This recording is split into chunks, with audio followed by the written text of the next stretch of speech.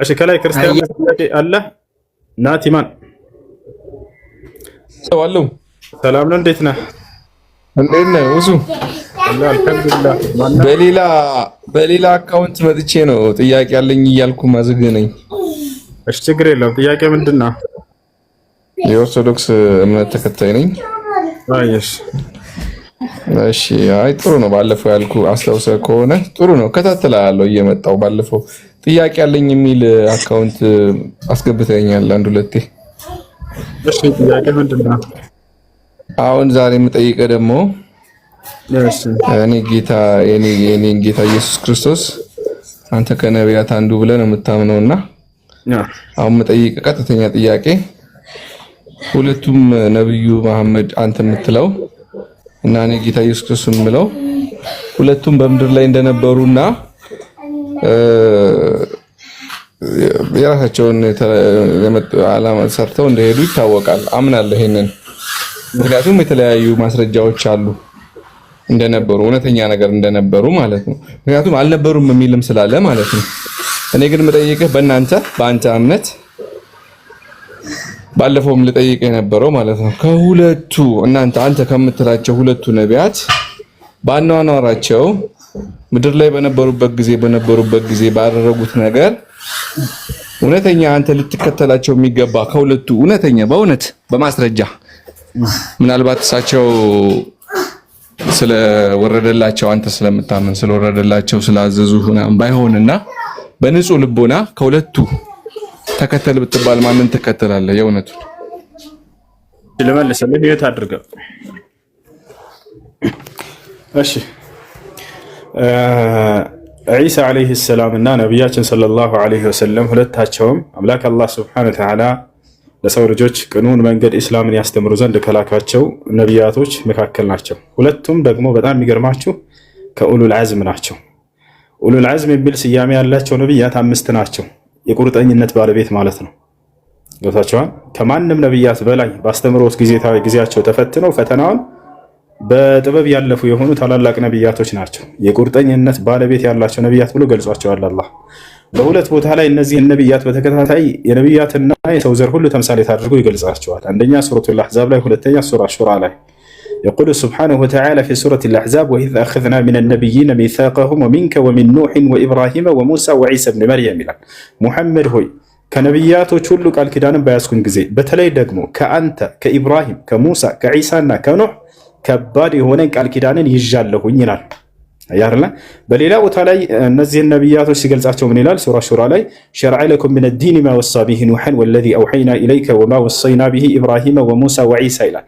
እነሆ ይህን እስልምና እንደነገርኩላችሁ ከዚህ በፊት ኖህን፣ አብርሃምን፣ ሙሴን፣ መሲሁን አዝዤባቸው የነበሩትን እያለ ይናገራል። ስለዚህ እነዚህ የነቢያት ተምሳሌቶች ናቸው። የሰው ዘር ሁሉ ተምሳሌት ናቸው።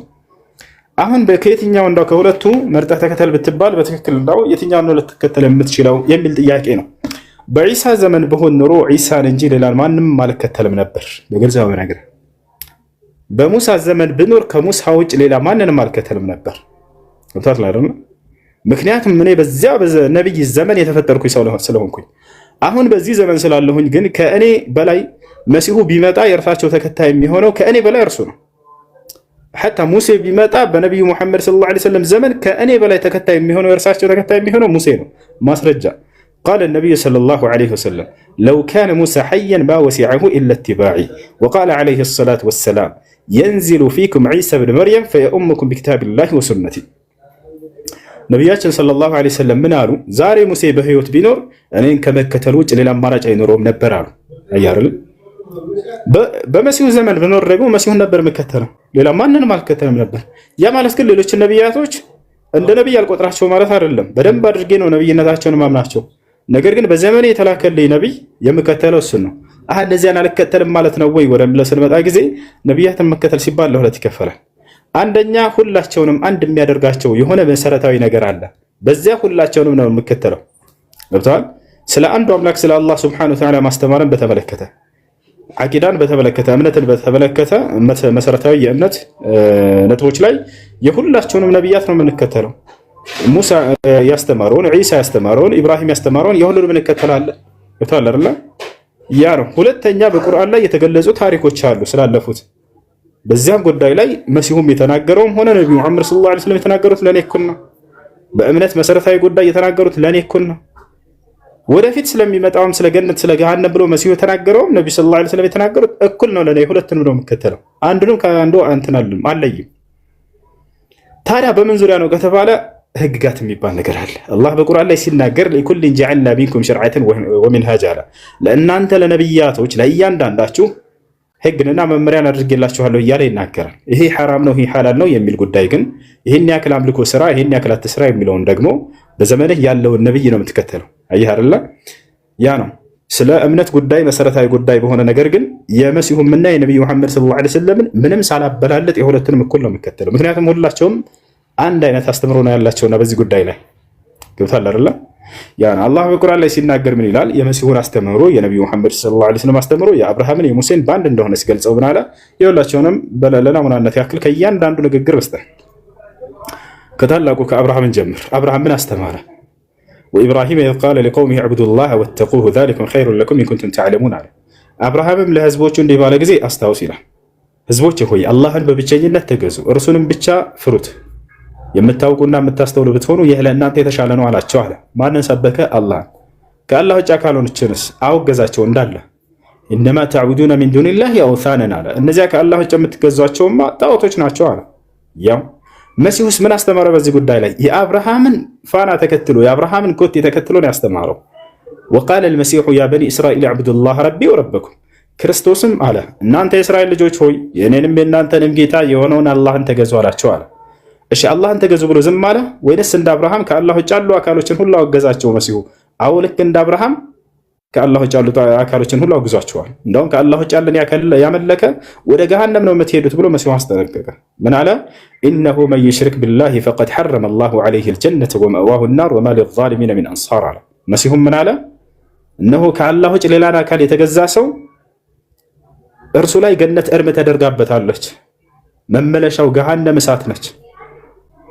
ነፍሳቸውን በክህደት ለበደሉ ሰዎች ምንም አይነት ረዳት አይኖራቸውም ብሎ መሲሁ ተናገረ። ያው ሙሴስ ምን አስተማረ ከተባለ ይሄን ነው ያስተማረው።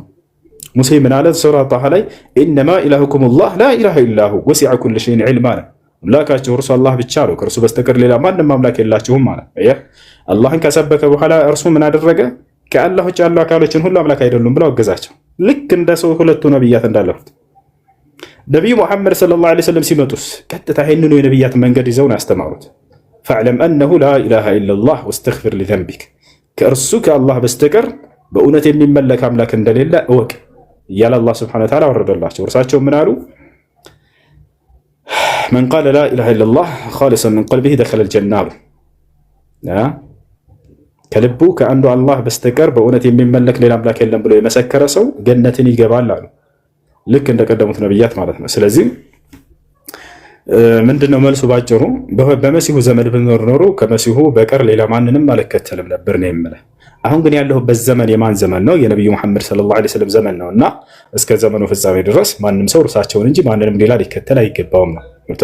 በሙሴ ዘመን ቢኖር ማንም ሰው ሙሴን ነው መከተል ያለበት። በአብርሃም ዘመን ቢኖር አብርሃምን ነው መከተል ያለበት። አንዱ ከሌላ አስተምሮታቸው ምንም የሚለያይ ነገር አይደለም፣ ታበላለጠው ነገር አይደለም። በአስተምሮት ደረጃ ሁሉም አንዱም የሌላውን መንገድ ፋና ይዞ ነው የመጣው ማለት ነው። ያ ነው አሁን ነቢያቶች ቢመጡ እርሳቸው ነው የሚከተሉት። ሙሴ በመሲሁ ዘመን ቢመጣ ማን ነው የሚከተለው? መሲሁን ነው የሚከተለው። ምክንያቱም የመጣው በመሲሁ ዘመን ነውና። ነገር ግን አሁን ላለው ትውልድ ከመሲሁ በኋላ ነቢዩ መሐመድ ሰለላሁ ዐለይሂ ወሰለም ተላኩ።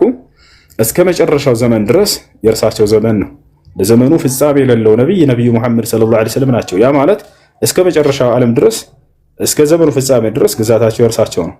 ለመንግስቱ ስፋት የለውም የተባለው እርሳቸው ናቸው። ያ ማለት ሁሉም ነቢይ ሲላክ ጊዜ መንግስታቸው የተገደበች ነበረች። ወይ እስራኤል ምድር ላይ ነው ወይ የሆነ ምድር ላይ ነው የተላኩት። ነቢዩ መሐመድ ሰለላሁ ዐለይሂ ወሰለም ግን አጠቃላይ ለዓለም ነው የተላኩት። ቦታው አይደለም አንዲት ቦታ ሳያስቀር ማለት ነው። ቃል በቃል ሲናገር ወማ አርሰልናከ ኢላ ረሕመተን ሊልዓለሚን ይላል። ለዓለማት እዝነት አድርጌ እንጂ አላከሁም ይላቸዋል። ቦታው ይሄን ይመስላል ማለት ነው። ስለዚህ ማንን ነው የምትከተለው? በመሲሁ ዘመን ብኖር መሲሁን እንጂ ሌላን ማንንም አልከተልም። በነቢዩ መሐመድ ሰለላሁ ዐለይሂ ወሰለም ዘመን ነው ያለሁትና እርሳቸውን ነው የምከተለው። ይሄን ይመስላል። እሺ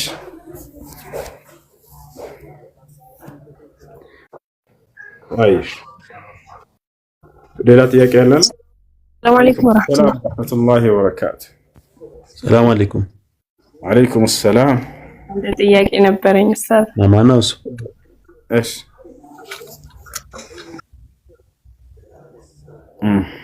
እንትን አንድ እኛ ስንማር ቁርአን ላይ ሱረቱል አሕዛብ ቁጥር 28 ላይ ያ አዩሃ ነብዩ ቁል ለአዝዋጅከ ወበናቲከ ወኒሳኢል ሙእሚኒነ ዩድኒነ ዐለይሂነ ሚን ጀላቢቢሂነ የሚለውን አያ ሲተረጉሙት አንዳንዶቹ ጸጉሯን እንድትሸፍን ነው ይላሉ፣ አንዳንዶቹ ደግሞ በላያ ላይ በራሷ ላይ ሙሉውን እንድትሸፍን ነው እና እንዴት ነው እስኪ ስለዚህ يدنين على رأسهن አይደለም የሚለው በራሳቸው ላይ ይሸፍናል አለ። يدنين عليهن በራሳቸው ላይ ይሸፍኑ ነው የሚለው። ስለዚህ አጠቃላይ ሰውነታቸውን ነው የሚመለከት፣ አጠቃላይ ሙሉ ሰውነትን ነው የሚመለከት። ሴት ልጅ ጅልባብና ኒቃብ ለመልበስ ግዴታ አለባት የሚለውን ዑለሞች እንዳውም ይሄን አያ ማስረጃ ያደርጉታል። منهم الشيخ صالح الفوزان حفظه الله تعالى ورعاه، ومنهم الشيخ عبد العزيز بن باز رحمه الله تعالى، ومنهم الشيخ ابن عثيمين رحمه الله تعالى. كل هؤلاء العلماء الكبار المعاصرين يرون وجوب لبس النقاب بالنسبة للمرأة المسلمة. هاي እሺ እንትን ደግሞ ሀይድ ላይ ያለች ሴት ቁርአን መንካት ወይም መቅራት እሱስ እንዴት ነው? ቁርአን መንካት አይቻልም። ሀይድ ላይ ያለችም ሴት ሆነ ጀናባ ላይ ያለ ወንድ ልጅም ቢሆን ለሁለቱም ቁርአን መንካት አይፈቀድም። ላ የመስሁ ኢላ አልሙጠሀሩን ይላል አላህ። የተጠራሩ ሰዎች ካልሆነ በስተቀር አይነኩትም ማለት። ማንበብስ ትችላለች ወይ ከተባለ በሶስት መንገድ ማንበብ ትችላለች። በዑለሞች መካከል ኺላፉ እንዳለ ሆኖ ማለት ነው። አንደኛ በሂፍዛ ማንበብ ትችላለች። ሁለተኛ ሞባይሉን ይዛ ማንበብ ትችላለች። لأن الجوال لا يأخذ حكم المصحف كما قال العلماء። ሌላኛው በጨርቅ ወይንም በጓንት ይዛ መቅራት ትችላለች። የማይቻለው ያለ ጨርቅ ያለ ጓንት ቢዱን ሐኢል ያለ ምንም መካከል ነገር ሳያደርጉ በቀጥታ በእጃቸው መንቃት ነው። ለዚህ ማስረጃ አምላክ አላህ ሱብሓነሁ ወተዓላ በቁርአን ላይ في ሱረት الواقعة ላይ ሲናገር ምን ይላል? لا يمسه إلا المطهرون የተጠራሩ ሰዎች ካልሆነ በስተቀር አይነኩትም አለ። وقال النبي عليه الصلاة والسلام لا يمس المصحف إلا طاهر ቁርአንን ጣህራ የሆነ ሰው ካልሆነ በስተቀር እንዳይነካ ይሄን ይመስላል። ስለዚህ ተፍሲር ቁርአንን መንካት አትችልም ማለት ነው።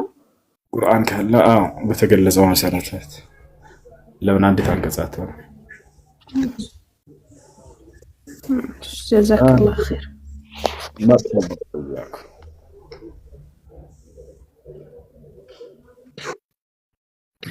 አለይኩም ሰላም። አሁን የለውም አይደል? ድምጡ ኖርማል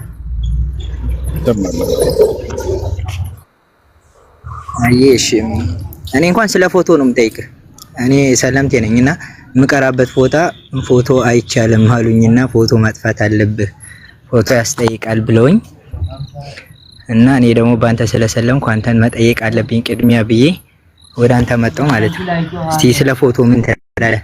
ፎቶ ላይ የየውመል ቂያማ አላህ Subhanahu Wa Ta'ala ሩህ አርጉበት ብሎ ይጠይቃል በእያንዳንዱ ፎቶ ብለዋል እና ፎቶውን አጥፋ ብለውኝ እኔ ደግሞ የልጅነቴን ፎቶ ማጥፋት ከበደኝና እስቲ መጀመሪያ አንተ ልጠይቃለሁ። ከትእዛዙ መውጣት አልችልም።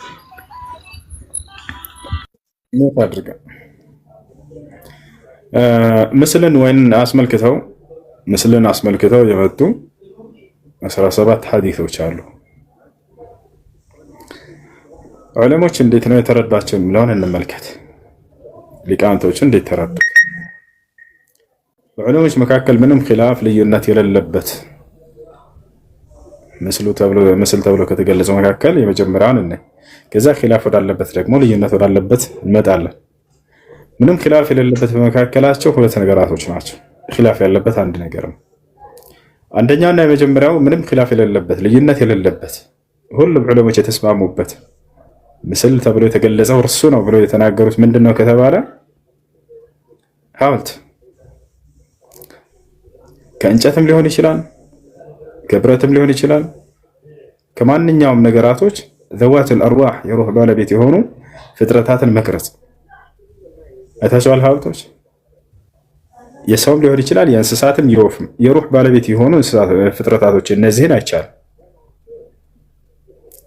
إن الذين يصنعون هذه الصور يقال لهم يوم القيامة أحيوا ما خلقتم እነዚያ ምስልን የሚቀርጹ ሰዎች የትንሣኤ ቀን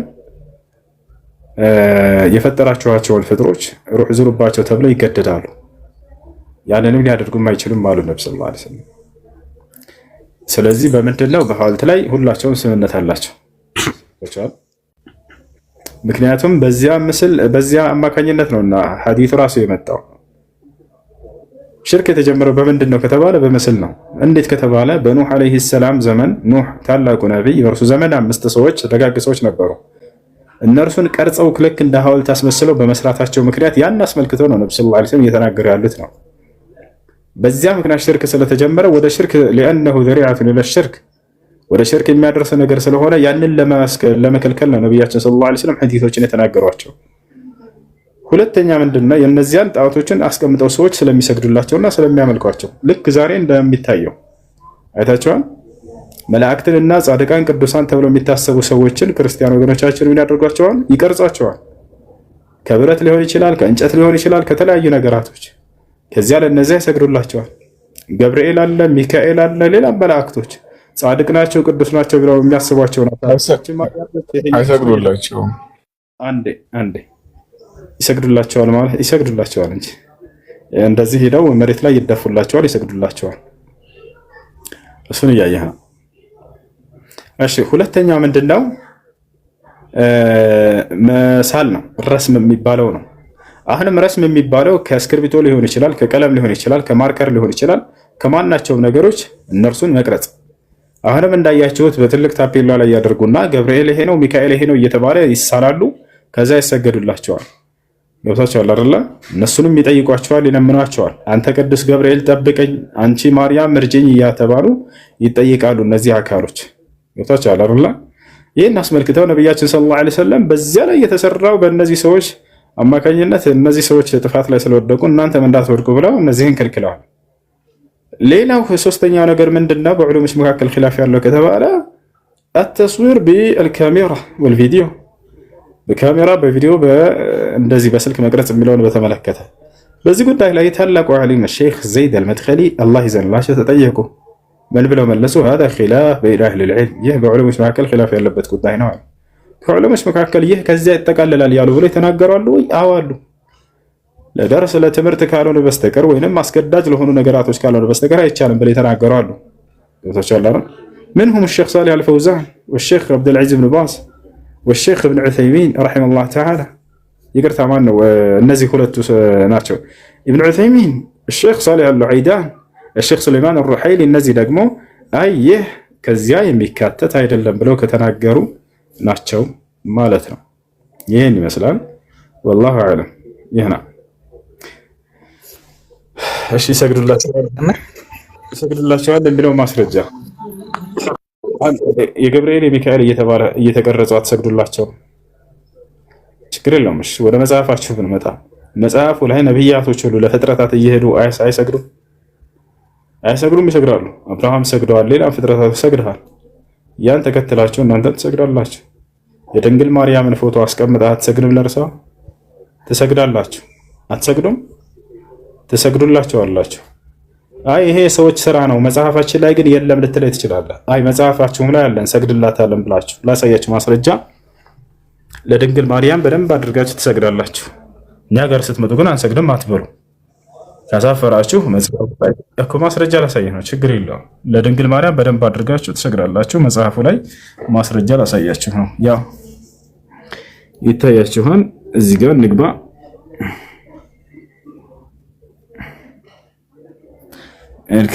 እዚህ ጋር እንሂድ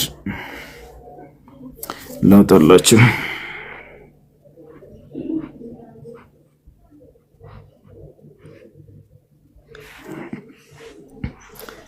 እሺ እንዝራ ስብሐት በግዕዝ ምዕራፍ 9 ቁጥር 1 ላይ እመቤቴ ማርያም ሆይ ሲመሽም ሲነጋም እሰግድልሻለሁ። አላህ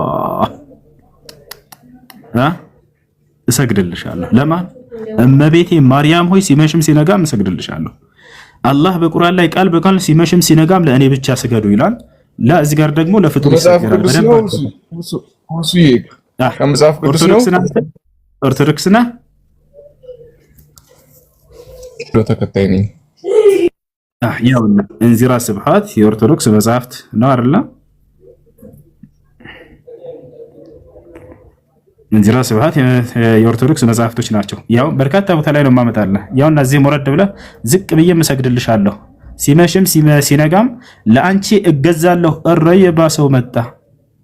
እመቤቴ ማርያም ሆይ ሲመሽም ሲነጋም ለአንቺ እገዛለሁ፣ ዝቅ ብዬ እሰግድልሻለሁ። አላህ ተመልከቱ። ከመጽሐፍ ቅዱስም ስጠን እጨምርላችኋለሁ፣ ችግር የለውም። በመጽሐፍ ቅዱስም ለፍጥረታት ይሰገዳል። በደንብ አድርጉ። 3 ጊዜ እሰግድልሻለሁ። ተአምረ ማርያም ላይ እሰግድልሻለሁ 3 ጊዜ አላህ። ስለዚህ ለማርያም ትገዛላችሁ፣ ትሰግዱላታላችሁ። ከዚህ በላይ ደግሞ ከባዱ ምንድነው? የአምልኮ መስዋዕት ታቀርቡላታላችሁ። ቆይ ላሳያችሁ። የአምልኮ መስዋዕት ታቀርቡላታላችሁ።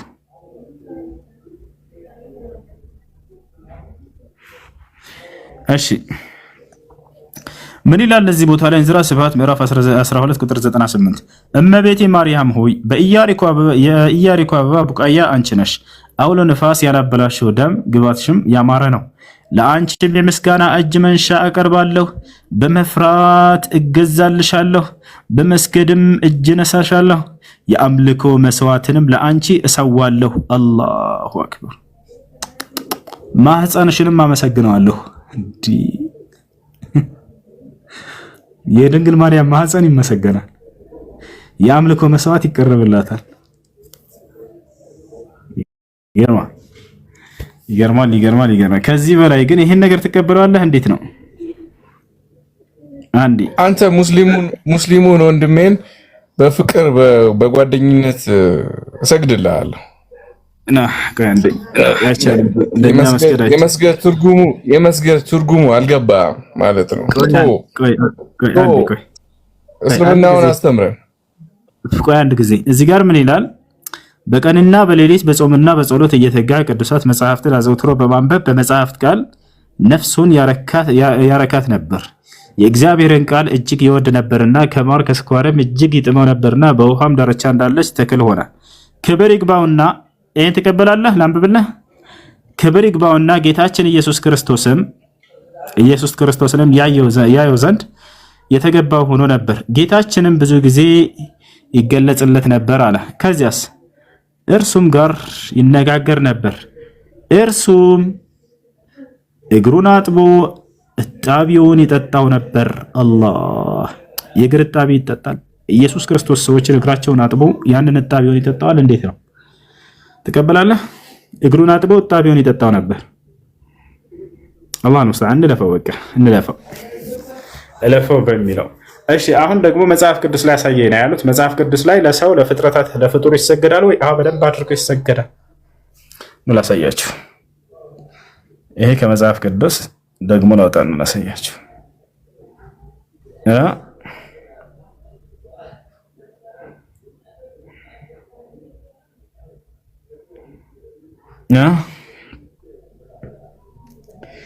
እሺ ኦሪት ዘፍጥረት ምዕራፍ 24 ቁጥር 52 የአብርሃም ልጅ የነገራቸው በሰማ ጊዜ ወደ ምድር ወርቆ ምን ይላል እዚህ ቦታ ላይ? አንዴ ኦሪት ዘፍጥረት 23:7 አብርሃምም ተነሳ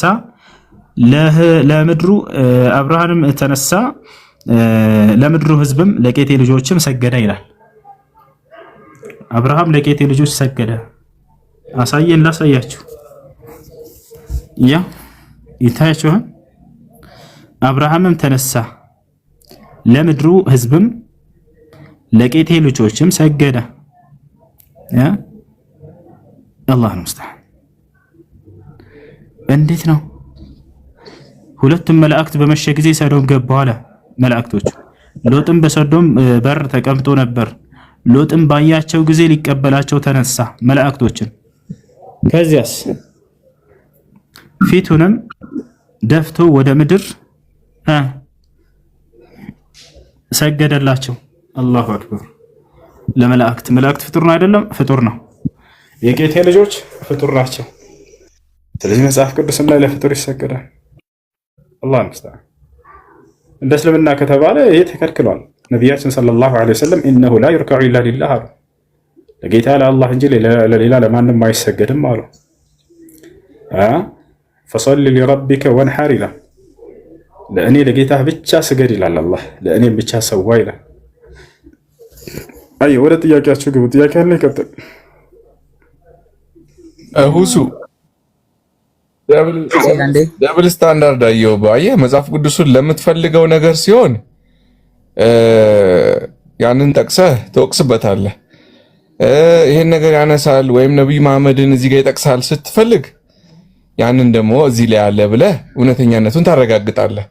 እቺን ነገር አስታርቅ እስቲ ራስህ ጋር ደብል ስታንዳርድ ይባላል ይሄ። ወይ ተወው መጽሐፍ ቅዱሱን ካላመንከው በቃ ሙሉ 100% ተበርዟል ብለህ የውሸት ትልና የምትፈልገውን ከመሃሉ ትወስዳለህ። አየህ ይሄንን አይቼብሃለሁ ደጋግሜ ሳይ የምትፈልገውን ከመሃል ትወስዳለህ። ወይ ሙሉ ለሙሉ ተወው ወይ የምታምነው ከሆነ ሙሉ ለሙሉ ተቀበል። ኦርቶዶክስ ተዋህዶ ደግሞ የአምልኮ ስግደት አላት የክብር እያሉ የሚከፋፍሉት ነገር አለ መምህራን። እሺ ይቅርታ ጊዜ እንዳልወስድ። እሺ አሁን ከመጽሐፍ ቅዱስ የወሰድኩ መስሎት ነው እሱ። ወላሂ ላዚም ከመጽሐፍ ቅዱስ አንድ ፊደል አልወስድም እኔ ለእምነት በታላረ። ነገር ግን አንተ የመጽሐፍ ባለቤት ስለሆንክ ታችን ለሚጠይቁ ክርስቲያኖች ስላሉ ለነሱ ማስረጃ የሆናቸው ዘንድ ነው ለኢቃመት الحجة عليكم የታደርግ እንጂ በፈጣሪ ደረባላ። አድሚኖች ስራቸው ምንድነው? ሰው ሲገባ ጊዜ የሚረብሽ ቦታ ላይ ከሆነ ቶሎ ብላችሁ አውርዱት። እሺ ይሄን ማነሳው እኔ መጽሐፍ ቅዱስ ላይ ብዙ ጊዜ ክርስቲያኖች እስልምናን በዚያ ገብቼ ላስረዳ ምናምን ይሰራቸው ላይደለም። እኔ በደንብ አድርጎ ከምፈልገው በላይ ጨቅ ማስረጃ ያለበት እምነት ነው ያለኝ አልহামዱሊላህ ቁርአንና ሐዲስ ላይ ወታቻለ አይደል። ነገር ግን ይሄን ከየት አሳየኛልክ? ማስረጃ ከመጽሐፋችን አሳየና አላችሁ። ለእናንተ እኮ ነው ያሳየሁት፣ ለኔ አይደለም። እኔ ከዚህ ምንም የምፈልገው ነገር የለኝም። ነገር ግን ምናልባት እናንተ የመጽሐፉ ባለቤት ስለሆናችሁ አንተ ስለምታምንበት ከመጽሐፌ ይልቅ መጽሐፍን ስለሆነ የምትቀበለው በሱ ላስረዳችሁ ነው። ለፍጥረታት በደንብ አድርጋችሁ እንደምትሰግዱ ለማርያምም ለፍጥረታትም እንዳለው ይሰገዳል። ይሄ ነው የአምልኮ መስዋዕት ሁሉ ይቀርባል። እኛ ግን የአምልኮ መስዋዕት ለማን ነው የምናቀርበው? ከአላህ ውጭ ለሌላ ያቀረበ ከእስልምና ያወጣል። ታውቃላችሁ? የአምልኮ መስዋዕት ለአምላካችን ለአላህ ብቻ ነው የሚቀርበው። ማስረጃ ቃለ ሱብሓነሁ ወተዓላ ቁል ኢነ ሶላቲ ወኑሱኪ ወመሕያየ ወመማቲ ሊላሂ ረቢል ዓለሚን አለ። ሙሐመድ ሆይ ስግደቴም መሰዋቴም ህይወቴም ሞቴም ለዓለማቱ ጌታ ለአላህ ብቻ ነው በል ይላል። ላ ሸሪከ ለ በዚህ ላይ ለእርሱ በፍጹም አጋር የለውም በላቸዋል። መስዋዕትን የምናቀርበው ለአንዱ አምላክ ለአላህ ብቻ ነው። ነቢያችን ሰለላሁ ዐለይሂ ወሰለም ከአላህ ውጭ ለሌላ አካል መስዋዕት ያቀረበ ሰው ከእስልምና ይወጣል ብለዋል። አይቻልም በፍጹም ከአምላክ ውጭ። ለማርያም ታቀርባላችሁ ግን እናንተ ነቢያችን ሰለላሁ ዐለይሂ ወሰለም ሲናገሩ ሐዲስ ላይ ምን አሉ? መን ዘበሐ ሊገይሪላሂ ፈቀድ ከፈረ አሉ። ከአላህ ውጭ ለሌላ አካል መስዋዕት ያቀረበ ሰው እርሱ በእርግጥም ካደ ከእስልምና ወጥቷል ብለዋል። ሊአነ ዘበሕ ነውዑን ሚን አንዋኢል ዒባደህ አለዚ የጅቡ ሰርፉሁ ሊላሂ ሱብሓነሁ ወተዓላ ወሕደህ ፈመን ሰረፈሁ ሊገይሪላህ ሱብሓነሁ ወተዓላ ፈቀድ ከፈረ ወአሽረክ። ነዝር ማነው? ዘብሕ እርድ ብሎ ማለት መስዋዕት ማቅረብ ብሎ ማለት ለአንዱ አምላክ ብቻ የሚፈጸም ነው በእስልምና። ከእርሱ ውጭ ለሌላ አካል ለማንም ሊፈጸም አይገባም። ከእርሱ ውጭ ለሌላ አካል የፈጸመ ሰው ከእስልምና ይወጣል። هذا أصل من أصول الإيمان ومن أصول التوحيد ከተውሂድ መሰረታችን ከእምነታችን መሰረት ከአቂዳችን መሰረት ነው እሱ። አላህ በቁርአን ላይ ሲናገር ምን አለ? ፈሰሊ ሊረቢከ ወንሐር አለ። ለእኔ ለጌታህ ብቻ ስገድ፣ ለእኔ ለጌታህ ብቻም ብለህ ሰዋ አለ። አየህ ስግደትን ለእርሱ ብቻ እንደምናደርገው ሁሉ መስዋዕትንም ለእርሱ ብቻ ነው የምናደርገው። ይህን ይመስላል። እሺ በደምብ ተመችቶኝ ጥያቄ ያለ ይቀጥል። እኔ አንድ ልጠይቅና ሚዩት ለቅ ሁለት ጥያቄ ነው የምጠይቅህ። አንድ ስለ ክርስትና ነው የምጠይቅህ። አንድ ደግሞ ሁለተኛው ደግሞ ከክርስትና ወጥተው ወደ እስልምና ስለሚመጡ ሰለምቴዎች ነው ልጠይቅ የምፈልገውና አንድ ስለ ክርስትና የምጠይቅ ጥያቄ አንደኛው ክርስትና ላይ ጠበል የሚባል አለ፣ አንተም ታውቀዋለህ ማለት ነው። እና ብዙ ሰዎች ክርስትና ትክክል ባይሆን ጠበል ለምን ያድናል? ትክክል ስለሆነ ነው ጠበል የሚያድነው ይላሉ ማለት ነው። እኔ ከክርስትና ወደ እስልምና ከመጣሁ በኋላ ያየሁት ነገር ግን ክርስትና ላይ ጠበል አለ በየገዳማቱ ብዙ በሺ የሚቆጠሩ ሰዎች አሉ ማለት ነው። ግን የሚድኑት ውስን ሰዎች ናቸው። ደግሞ በሺ የሚቆጠሩ ሰው ደግሞ በሰንሰለት ታስረው ምናምን እዛ እድሜ ልካቸውን አብዶ የሚኖሩ አሉ ማለት ነው። እስልምና ውስጥ ደግሞ እንደዚህ አይነት ነገር የለም፣ ያበደ ሰውም የለም። አሁን ኢትዮጵያ ውስጥ ግማሽ በሚባል ደረጃ የህዝብ ቁጥር እስልምናና ለምንድን ነው እዛ ክርስትና ውስጥ ያ ሁሉ ሰው ጠበል የሚያድን ከሆነ ሁሉንም ማዳን አለበት አይደለ? ለምንድን ነው በሺ የሚቆጠሩት? አንድ ሰው ቢፈወስ በሺ የሚቆጠረው ደግሞ አብዶ በሰንሰለት ታስሮ ምናምን እዛ እድሜ ልኩን በቃ አንዴ ወደ ጠበል ከገባ በሽተኛው ነው የሚቀርበትም አለ። ቄሶች የሚደግሙትንስ ክርስቲያኖች ያውቁታል ወይ? አብዛኛው እንትን ላይ ቄስ ትምህርት ላይ ድግምት የሚባል ትምህርት አለ የሚማሩት ቄስ ተማሪዎች ማለት ነው። ምንድነው እነሱ ይሄ ነገር እንዴት እኔ አሁን እነሱ ጋር ልጠይቃቸው ስፈልግ አይመልሱልኝም። ታውቃለህ? ይሄን ጥያቄ ከቻልክ እንድትመልስ ካልቻልክ ደግሞ እንድትጠይቅልኝ ነው። ፋሚሊ ቤተሰብ ስጠይቃቸውም አይመልሱልኝም ይሄን ጥያቄ ማለት ነው። ሁለተኛው ስለ ሰለምቴዎች ያልኩህ ሰው ከክርስትና ወደ እስልምና ሲመጣ ትክክለኛ መንገዱን አምኖበት ትክክለኛ እምነት ብሎ ይመጣል ማለት ነው። ከመጣ በኋላ ግን እስልምና ውስጥ ሐዲስና ቁርአን ተከትለው የሚሄዱ ጀማዎች አሉ። ከገቡ በኋላ አያሳልሞ ወደ እነዛ ጀማዎች ከተቀላቀለ በኋላ ግን ትክክለኞችን ሰዎች ሳይሆን እነሱን ተከትሎ እንዲሄድ ነው የሚያደርጉት የሚሰልመውን ሰው ማለት ነው። ከጨለማ ወደ ጨለማ መምጣት አይሆንም ወይ? ስለሚሰልሙ ሰዎች አንተ ምን ትላለህ? ምክንያቱም አሁን የእስልምና ውስጥ ከገባው በኋላ ቁርአንና ሐዲስን ተከትለው የሚሄዱ ብዙ ሰዎች ትርፍ ነገር የሚጨምሩ ብዙ ሰዎች አያለው፣ ሽርክ የሚያደርጉ ማለት ነው። ሽርክ ደግሞ በአላህ ዘንድ የተጠላ ነው እና እነዚህ ሰዎች አያውቁትም። እስልምና ትክክል ነው ብለው እንደዚህ ማህበራዊ ሚዲያ ላይ ሻሃዳ ይይዛሉ። ከዛም በኋላ በአካባቢያቸው ያለ ሙስሊም ጋር ይሄዳሉ፣ ከነሱ ጋር ይገባሉ። ከዛም በኋላ ከነሱ ጋር ገቡ በኋላ ይቀጥላሉ ከነሱ ጋር ማለት ነው። ያኛውን እንዲጠሉ ነው የሚያደርጓቸው። ትክክለኛ መንገዱን እንዳይከተሉ አይምሯቸውን ይደፋል። ቁርአንና ሐዲስ እንዳይከተሉ ይደፍኗቸዋል ማለት ነው። እና ለነሱ አሁን በእስልምና የተወልዶ ያደገ ሰው ይቀጥላሉ ከነሱ ጋር ማለት ነው። ተረተኛ ላውስ አቤት እሺ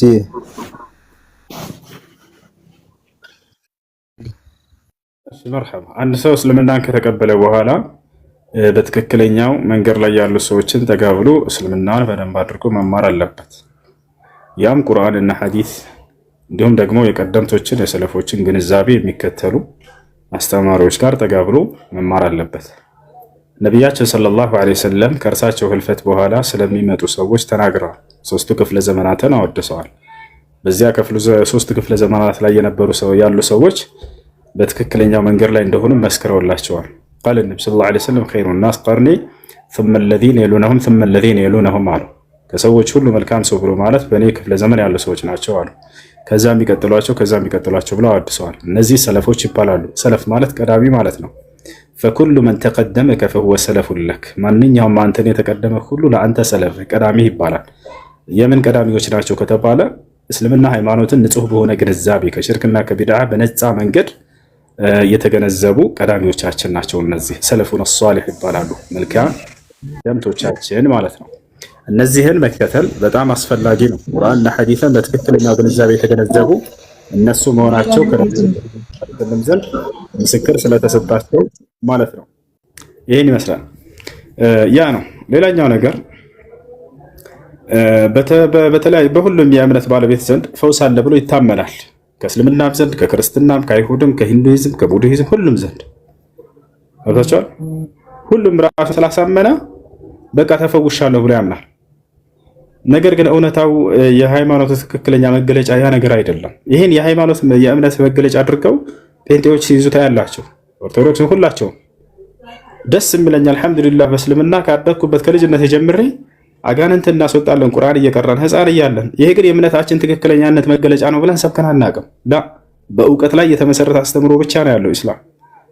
ቁርአን እንዲህ ይላል ሐዲስ እንዲህ ይላል ብሎ ያስተምራል እንጂ እኔ አጋንንትን አስወጥተናለን እና እስልምና ትክክል ነው የሚል አስተማሪ አይታችኋል? የለም በፍጹም። በዚህም ሲፎክሱና ሲፎከሩ አታዩ። ወታሻላ ብርቅ አይደለም። እኛ ሰፈር ይሄ ህፃን እያለን ወላሂ ለአዚም አጋንንት እናስወጣለን። ነገር ግን አጋንንት እናስወጣለን እና እምነታችን ትክክል ነው ብለን መስበኪያ መንገድ አድርገን አናውቅም። ይሄንን ያየነው አሁን ሶሻል ሚዲያ ላይ ስንመጣ በቲቪ ስናይ ነው። ጭራሽ በህዝብ አዳራሽ ተሰብስቦ አጋንንት ስላስወጣ እምነታችን ትክክል ነው ያሉ ሲሰብኩ ታያላችሁ ጴንጤዎች። ይሄ የእምነት መለኪያ ሚዛን አይደለም። እምነት የሚለካው በመጽሐፉ ነው። ይወታችኋል። እኔ አላህ ሱብሓነሁ ወተዓላ ሲሰብክ አጋንንትን አስወጥተናልና አላህ ትክክለኛ አምላክ ነው ብዬ አላቅም አለልም ወደፊት። ይህ የእምነት ማስረጃ መንገድ አይደለም። ይወታችኋል አይደል? ነቢያቶች እንዲህ ብለዋል፣ አላህ እንዲህ ብለዋል እያልኩኝ በዚያ በቃሉ በማስረጃ በእውቀትን መሰረት አድርገን እናስተምራለን እንጂ ማለት ነው። ገብታችኋል? ሲቀጥል ማን ነው ፈዋሽ እንደው ከተባለ አንድ ፈዋሽ እንዳለ ሁላችንም ልናምን ይገባል። ያ አንዱ አምላክ ነው የሚፈውሰው። ገብታችኋል አይደል? የሁሉም እምነት ባለቤት ጋር በሄዱ ሰዎች ዶክተርም ጋር ሄዶ ሰውየው ሊፈወስ ይችላል። ምንም እምነት የሌለው ሰዎች ሊፈውስ ይችላል ከታመሙበት ህመም። ገብታችኋል? የእምነት ባለቤቶች ሊፈውሱ ይችላሉ። ነገር ግን ማን ነው ፈዋሹ ብለን ስናይ ኢብራሂም ዓለይሂ ሰላም ታላቁ ነብይ ምን አለ? ወኢዛ መሪጡ ፈሁወ የሽፊን አለ። በምታመም ጊዜ የሚፈውሰኝ እርሱ አምላክ አላህ ነው ብሎ ተናገረ። ነቢያችን ሰለላሁ ዐለይሂ ወሰለም ሲናገሩ ምን አሉ? አላሁመ አንተ ረቡ ናስ አዝሂብል ባእስ እሽፊ አንተ ሻፊ ላ ሽፋአ ኢላ ሽፋኡከ አሉ። አምላክ አላህ ሆይ አንተ የሰዎች ሁሉ ጌታ ነህ አሉ። በሰዎች ላይ ያለን ህመምንም አስወግድ አሉ። ፈውስ፣ አንተ ፈዋሹ አምላክ ነህና ከአንተ ዘንድ በስተቀር ከሌላ ከማንም ፈውስ ሊመጣም አይችልም አሉ። በሌላ አላህ ስብሐነሁ ወተዓላ ስለ ቁርአን ሲናገር ፊህ ወኑነዚሉ ሚነል ቁርአን ማ ሁወ ሽፋኡን ሊናስ ይላል። ከዚህ ከቁርአን መካከል ለሰዎች ፈውስ የሚሆንን ቃልም አውርጃለሁ እያለ ይናገራል። አዎ ፈውስ እንደራረግበታለን በእርሱ። ነቢያችን ሰለላሁ ዐለይሂ ወሰለም እስተርቁ ሚነል ዐይን ፈኢነል ዐይነ ሐቅ አሉ።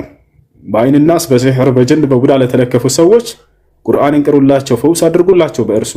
ዐይን ናስ ያለ ነገር ነውና በሰዎች ላይ እንዲህ አይነት በሽታዎች ሊከሰቱ ይችላሉና ብለው ተናገሩ። ስለዚህ ይህ ነው በየትኛው እምነት ባለቤት ዘንድ ሰዎች ሄደው የፈለጉትን ነገር ቢያደርጉ የፈጠራቸው አምላካቸው አላህ ሱብሓነሁ ወተዓላ እንደሆነ ሁሉ የሚለግሳቸው እርሱ እንደሆነ ሁሉ የሚነሳቸው እርሱ ብቻ እንደሆነ ሁሉ የሚገድላቸው እሱ ብቻ እንደሆነ ሁሉ በሚታመሙም ጊዜ የሚፈውሳቸው ያ የካዱት አምላካቸው አላህ ሱብሓነሁ ወተዓላ ብቻ ነው። ምንም እንኳን ቢክዱትም ምድራዊ ጸጋን ላይከለክላቸው ቃል ገብቷል። እርሱ ገብቷቸዋል አይደል? ምንም እንኳን ወደ ሌላ አካል ቢሄዱ ያን ፈውስ የሰጣቸው አምላካቸው አላህ ሱብሓነሁ ወተዓላ ነው። ይህን ነገር ኢብራሂም ዓለይሂ ሰላም ካዕባን ሰርቶ ከጨረሰ በኋላ አላህን እንዲህ ሲል አናገረ። መካ ላይ የሚገኘውን ካዕባን እየሰራ ወኢዝ ቃለ ኢብራሂም ረቢ ጀዐል ሃዛ በለደን አሚና። ኢብራሂምን ባለ ጊዜ አስታውሳለህ ጌታዬ አላህ ሆይ አለ ኢብራሂም ረቢ ጀዐል ሃዛ በለደን አሚና፣ ጌታዬ አላህ ሆይ ይህን መካን ሀገር ሰላምና የተረጋጋ አድርገው ብሎ ለመነ። አያችሁ የኢብራሂም ዱዓ እስከ ዘላለም ድረስ ይህ ሀገር የተከበረ ነው አሉ ነብዩ ሰለላሁ ዐለይሂ ወሰለም። ማንም ሰው ያጠፋውም ይሄን ሀገር አይደፍረውም ብለው ተናግረዋል። ወጣቻል። ምክንያቱም ኢብራሂም አንዴ ለምኗል፣ ጌታዬ አላህ ሆይ ይህን ሀገር ሰላም አድርገው አለ። ወርዙቀህ ለሁ ሚነ ሰመራቲ መን አመነ ሚንሁም ቢላሂ ወልየውሚል አኺር አለ። የዚህንም ዓለም ሰዎች ከፍራፍሬ ከጸጋዎችህ ለግሳቸው፣ ነገር ግን በአንተ ያመኑትንና በመጨረሻው ቀን ያመኑትን ብቻ አለ ኢብራሂም።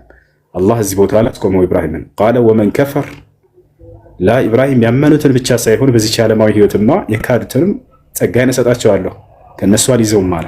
አያችሁ የጸጋ አይነቶች ሁሉ እንዳለ በአመኑትም በካህዲያኖችም ላይ አላህ ሱብሓነሁ ወተዓላ በምድራዊ ህይወት ሊሰጣቸው ቃል ገብቷል።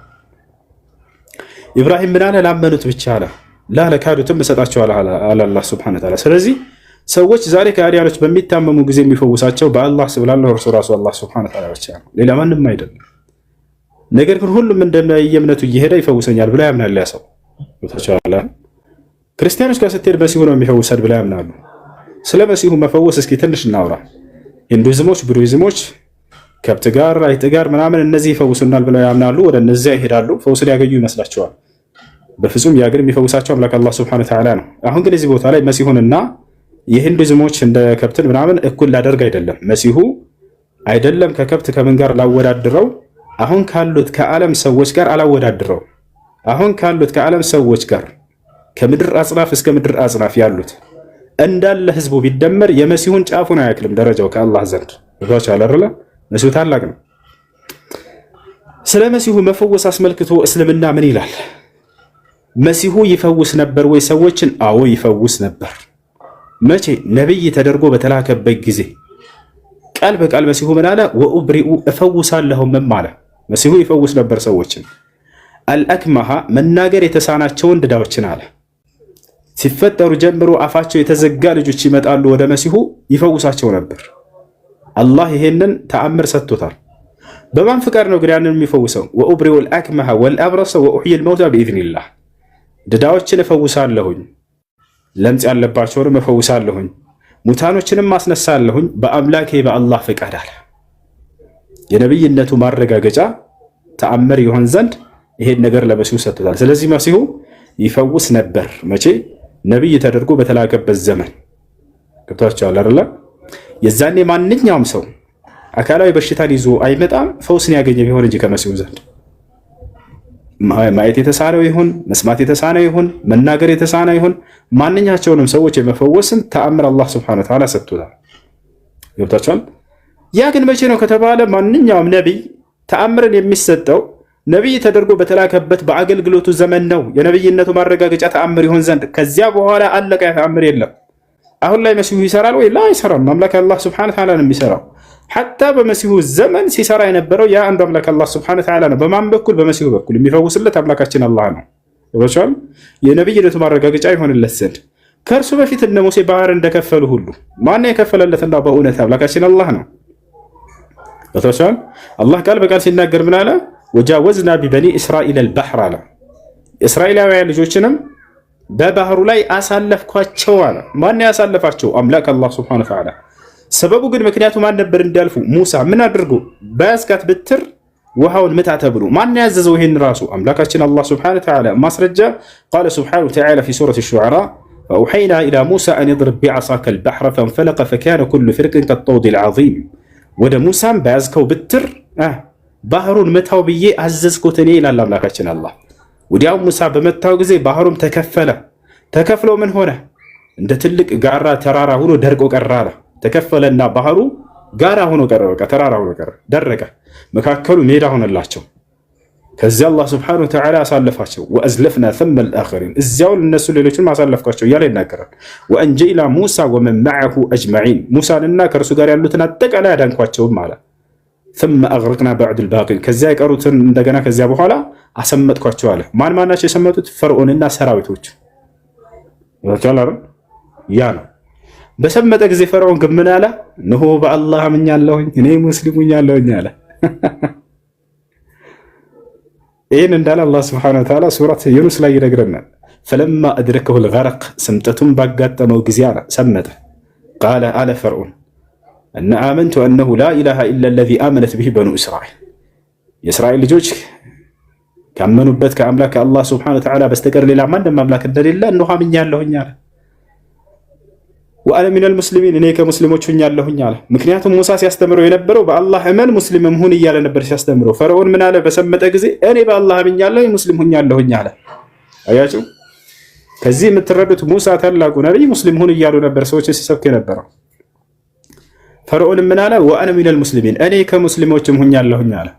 አላህ ምን አለው? አልአን አሁን ነው ይሄን የምትለው? ወቀድ ዐሰይተ ቀብል እስከ ዛሬ ስታመፀ ቆይተህ ወኩንተ ሚነል ሙፍሲዲን ከአጥፊዎቹ ነበርክ። ፈልየውመ ኑነጂከ ቢበደኒከ ሊተኩነ ሊመን ኸልፈከ አያ ወኢነ ከሲረን ሚነን ናሲ ዐን አያቲና ለጋፊሉን። እንደ አጠቃላይ ይህ ነው። ወደ ስመለስ ጊዜ አምላክ አላህ ሱብሓነሁ ወተዓላ ነው በባሪያዎቹ ላይ ስራን ሁሉ የሚሰራው። ከአደም ጀምሮ እስከ ዘመኑ ፍጻሜ ድረስ ሰዎችን የሚፈውሳቸው እርሱ ብቻ ነው። ሐታ ነቢዩላህ ዒሳ ነቢይ ተደርጎ በተላከበት ዘመን በመሲሁ በኩል ያን ተአምር ሁሉ ሲሰራለት የነበረው ያ የላከው አንዱ አምላክ አላህ ሱብሓነሁ ወተዓላ ብቻ ነው። ወተቻላረ ይሄን ይመስላል። ሌላ ማን አለ ከመሲሁ በፊት የፈወሰ አይንን ያበራ ካላችሁ፣ ከመሲሁ በኋላ ያበራል ወይ ካላችሁ፣ አዎ አለ። ከመሲሁ በፊት ነቢዩላህ ዩሱፍ ዓለይሂ ሰላም የያዕቁብ ልጅ ማንን ፈውሷል ከተባለ አባቱን ያዕቁብን ፈውሶታል። አይኑን መልሶለታል። በቁርአን ላይ ያለ ማስረጃው። ያዕቁብ በልጁ ሐዘን ምክንያት በጣም ያለቅስ ነበር፣ አይኑ እስኪጠፋ ድረስም ሆነ። ከዚያ ዩሱፍ ዓለይሂ ሰላም ከዓመታት በኋላ ተገኘ። ወዲያው ዩሱፍ ምን አለ? ኢዝሀቡ ቢቀሚሲ ሃዛ ፈአልቁሁ ዐላ ወጅሂ አቢ የእቲ በሲረን ወእቱኒ ቢአህሊኩም አጅመዒን አለ። ይህን ቀሚሴን ይዛችሁልኝ ሂዱ አላቸው ዩሱፍ ዓለይሂ ሰላም ለሰዎቹ። ከዚያስ ፈአልቁሁ ዐላ ወጅሂ አቢ በአባቴ ፊት ላይም ወርውሩት አላቸው።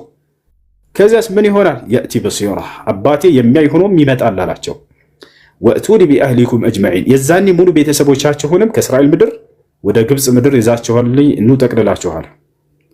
ፈለማ አንጃአ አልበሺሩ አብሳሪውን በመጣ ጊዜ ወደ ያዕቁብ ዓለይሂ ሰላም አልቃሁ ዐላ ወጅሂሂ ፈርተደ በሲራ የዩሱፍን ቀሚስ ልብሱን በያዕቁብ ፊት ላይ ወረወረው። ወዲያውም የሚያይ ሆኖ አይኑ ተመለሰ አለ።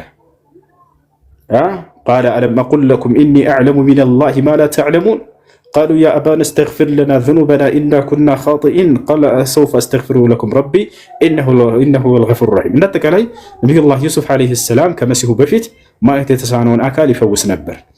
ነቢዩ ሙሐመድ ሰለላሁ ዓለይሂ ወሰለም አይንን አብርተዋል ወይ? ይሄን ፈውስ አድርገዋል ወይ? አዎ በደንብ አድርገው። አንድ ብቻ አይደለም በርካታ ሰዎችን ፈውሰዋል። አይናቸውን አብርተዋል እያልኩ ነው ጀማ። ቃል በቃል አይንንም ፈወሱ የሚል ቃል በቃል አለ። አንደኛው የቱ ጋር ነው ከተባለ አሊ ብን አቢ ጣሊብ ነቢያችን ሰለላሁ ዐለይሂ ወሰለም ካደረጉት ተአምራት መካከል የነብይነታቸው ማረጋገጫ አይንን ማብራታቸው፣ አይንን መፈወሳቸው። ታሪኩ ወዲህ ነው፣ ቡኻሪና ሙስሊም ላይ ይገኛል። ቡኻሪና ሙስሊም ላይ ይገኛል። አይሁዳውያኖች ከነቢዩ ሙሐመድ ሰለላሁ ዐለይሂ ወሰለም ጋር ጦርነትን ማድረግ ፈለጉ። በመዲና ላይ አብረው ይኖሩ ነበር። በቃ ካልተጋጠምን አሉ። ኧረ ተው አላቸው። ነብዩ ሰለላሁ ዐለይሂ ወሰለም ለመኗቸው። ተው ጦርነት አይበጅም፣ በመዲና ሀገር በሀገራችን ላይ በሰላም ኑሩ፣ በሰላም እንኑር አሏቸው። ወላሂ አይ ሙሐመድ የቁረይሽ ሰዎችን አሸንፈሃል፣ እኛ እንደነሱ እንዳንመስለህ ልካችንን ማየት አለብህ አሉ። ረውደቱል አንዋር ፊ ሲረት ነቢይ ሙኽታር የሚል መጽሐፍ ላይ ለልዕላማ ሶፊይ ራህማን ሙባረክ ፉሪ ከዚህ በፊት ይሄንን ታሪክ ሳነብላቸው ነበር ቃል በቃል። ኧረ ተው ሰላም ይበጅናል አንጣላ ብለው ነብዩ ሰለላሁ ዐለይሂ ወሰለም ለመናቸው። አይ ካልገጠምንህ አሉ፣ በቃ ልካችንን ማየት አለብህ አሉ። እሺ ካላቸው አላቸው ነቢያችን ሰለላሁ ዐለይሂ ወሰለም የኸይበር ጦርነት ሊካሄድ ነው። ኸይበር የምትባለው ቦታ መዲና ላይ ነች። አይሁዳውያኖች መጥተው የሰፈሩባት ቦታ ነች። መዲና ላይ ይኖሩባት ነበር። እንዳለ በምሽግ የተሞላ ነው፣ በግንብ የተሞላ ነው። የራሳቸው ግዛት አድርገዋታል አይሁዲዎች። ለምን መጡ አይሁዲዎች እዛ ከተባለ የመጨረሻው ዘመን ነቢይ ወደዚች ሀገር ስደት ያደርጋል ተብሎ በመጽሐፋቸው ላይ ትንቢት ተነግሯቸው ያን መሰረት አድርገው ነበር የመጡት። ይወታቸዋል።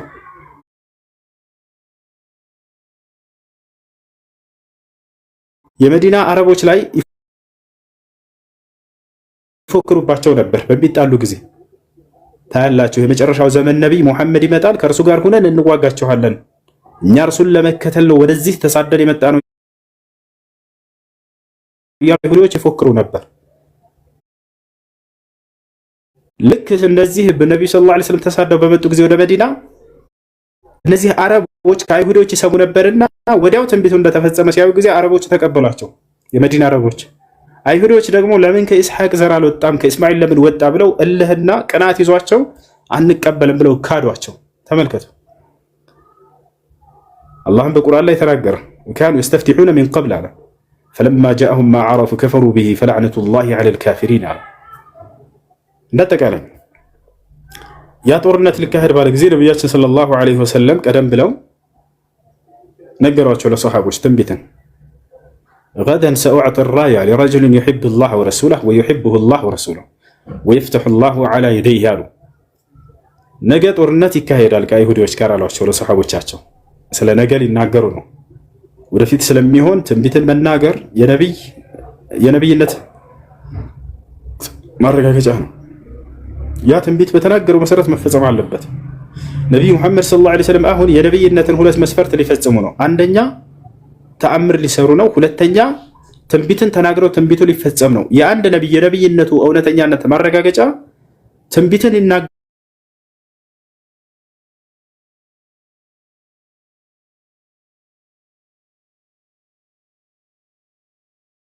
ያ ነብይ በተናገረው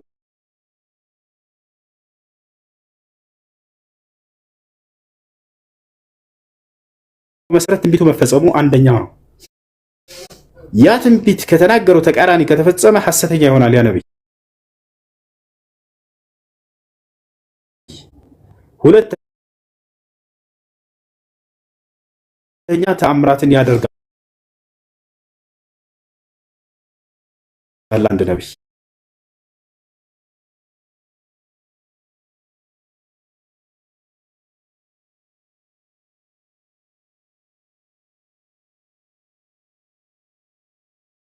ቶች መናገር ማለት ነው። ያንን በተናገረው መሰረት መፈጸም አለበት። ተወቻለ አይደል? በነገውም ቀን ድል ታደርጋላችሁ ብለው ተናገሯቸውና ሄዱ ነብያችን ሰለላሁ ዐለይሂ ወሰለም። ስሙን ግን አልተናገሩም። ሱሐቦች ሌሊቱን ሙሉ ሲያወሩ አደሩ። ማን ነው ይሄን ባንዲራ የሚሰጠው ከመካከላችን? ፈባቱ ይድኩነ ለይለተሁም አዩሁም ይወጣሃ። የትኛው ከመካከላቸው እንደሚሰጥ ይሄን ባንዲራ ሌሊቱን ሙሉ ሲያወሩ አደሩ። እንደዚያን ጊዜ ስልጣንን ተመኝተን አናውቅም ይላሉ ሰሃቦች። ስልጣንን ተመኝተው ወደው እንዳይመስላችሁ የተገለጸበትን መገለጫ ስላስተዋሉ ነው። አላህና መልእክተኛውን በጣም ይወዳል ያ ሰው፣ አላህና መልእክተኛውን በጣም ይወዱታል ተብሎ ስለተገለጸ ምን ነው እኔ በሆንኩ ያ ሰው ብለው ተመኙላቸው። ስልጣኗን ሳይሆን የዚህ መገለጫ ባለቤት መሆንን ስለተመኙ ነው። ከዚያ በኋላ ሌሊቱ ነጋ። ወዲያው ነቢያችን ሰለላሁ ዐለይሂ ወሰለም ማለዱና በጠዋት ወደ እነርሱ መጡ። ከዚያ ከሰሃቦቻቸው መካከል ድምፃቸውን ከፍ አድርገው ነቢያችን ሰለላሁ ዐለይሂ ወሰለም አይነ ዓሊይ ብን አቢ ጣሊብ አሉ። ከመካከላችሁ ዓሊይ ብን አቢ ጣሊብ የት ነው ብለው ጠየቁ። አሁን ታወቀ፣ ያ ሰው ማን ሆነ? ዓሊይ ሆነ ማለት ነው። ነገር ግን በጣም በሚያሳዝን ሁኔታ ይህ ሰሃባ ዓሊይ ብን አቢ ጣሊብ ማየት የተሳነው ሰው ነው። ነቢያችን ሰሃቦች ወዲያው ነገሯቸው፣ ያ ረሱላላህ ኢነሁ የሽተኪ ዐይነይህ፣ አንተ የአላህ መልእክተኛ ሆይ እርሱ አይኑን ታሟል እኮ ማየት ተስኖታል፣ ቤት ነው ያለው፣ የለም ከመካከላችን ብለው ነገሯቸው። ነቢያችን ሰለላሁ ዐለይሂ ወሰለም ሊፈውሱት ነው፣ አይኑን ሊያበሩት ነው። የእቱኒ ቢህ አሉ፣ እርሱን ይዛችሁልኝ ኑ አሉ። ፈኡትየ በይነ ረጁለይኒ፣ በሁለት ሰዎች መካከል እየተጎተተ መጣ። ፈአኸዘ ነቢዩ ሰለላሁ ዐለይሂ ወሰለም ቢረእሲሂ ፈበሰቀ ፊ ዐይነይሂ ፈቡሪአ አው ፈሹፊየ ከአን ለም የኩን ቢሂ ወጃዕ። አመጡላቸው ወደ ነቢያችን ሰለላሁ ዐለይሂ ወሰለም እየጎተቱ ወዲያው ራሱን ያዘረርጉትና በአይኖቹ መካከልም እትፍ አሉ። ወዲያውም አይኑ ተፈወሰ አሉ ሰሃቦች። እንዴት እንደተፈወሰ ሲገልጹ ራሱ ምን አሉ? ከአን ለም የኩን ቢሂ ወጃዕ ብለው ገለጹት። ምንም አይነት የህመም ምልክት የሌለበት መስሎ እስኪታየን ድረስ ሆነ አሉ። አንድ ሰው እኮ ሲሻለው አይኑን የሆነ ምልክቱ ቀስ በቀስ ነው የሚጠፋው፣ ቅላት ይኖራል አይደለ? ያ እንኳ የለም አሉ ሰሃቦች። ወዲያው ነጭ ሲሆንና ሲያበራ አይኑ ተመለከትን አሉ። خذ አሉት ነቢያችን ሰለላሁ ዐለይሂ ወሰለም፣ በልንካ ይሄን ባንዲራ ያዝ አሉት። ያሰላ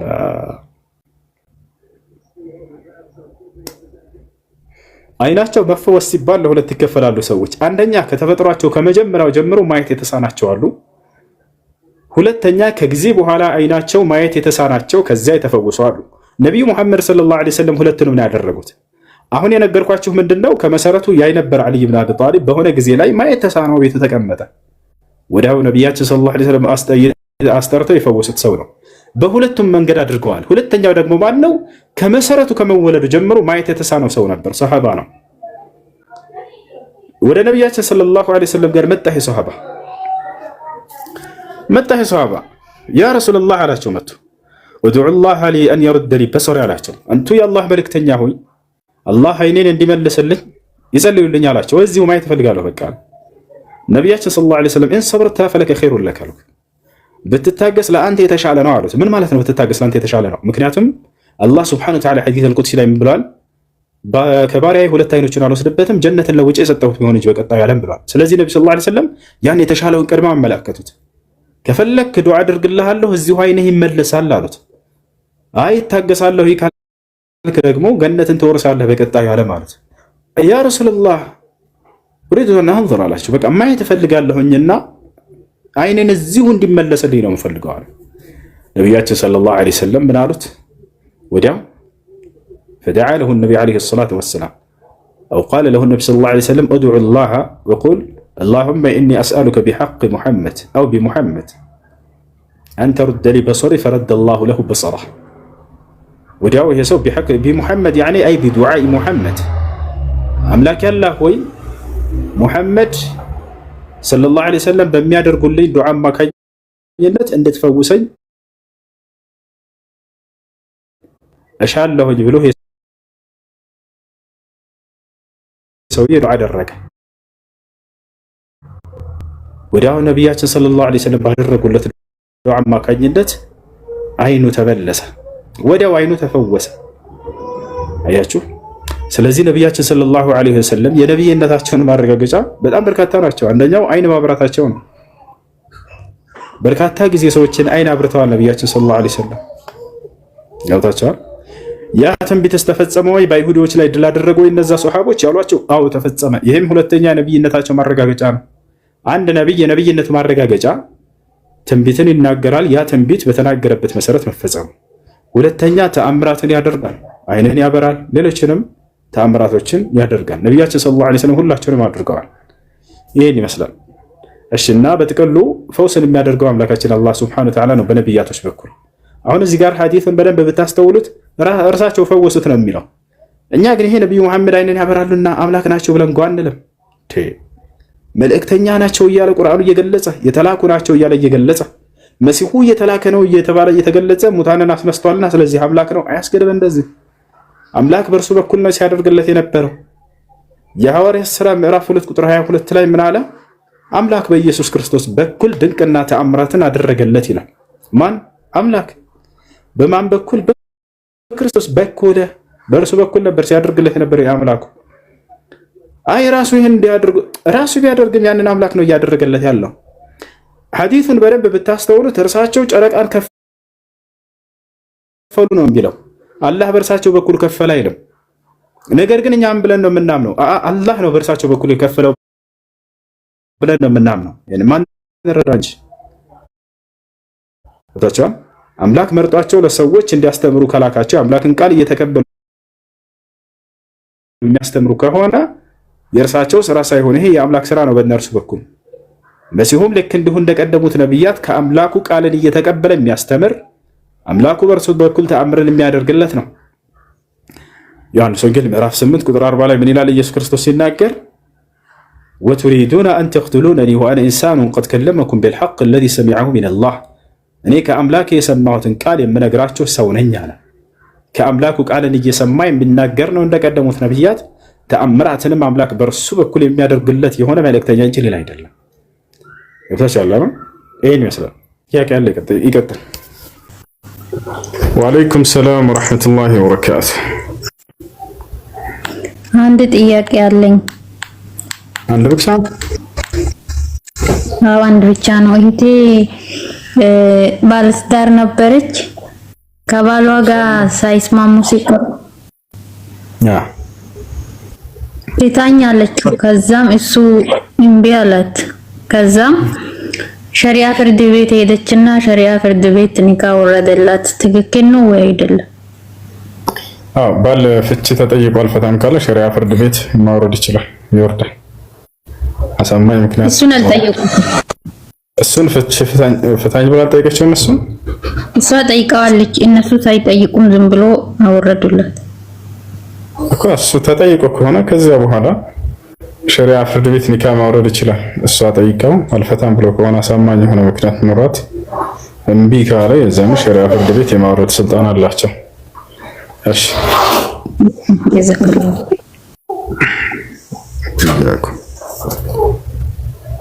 ወአለይኩም ሰላም ወራህመቱላሂ ወበረካቱ።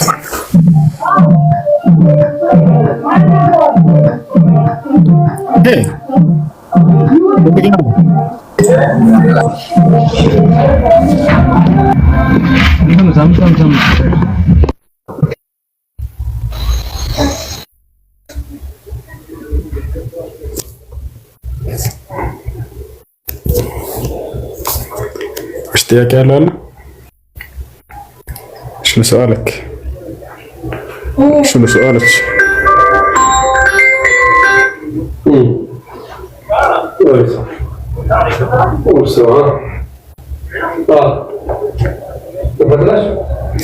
ماشي. وعليكم السلام ورحمة الله.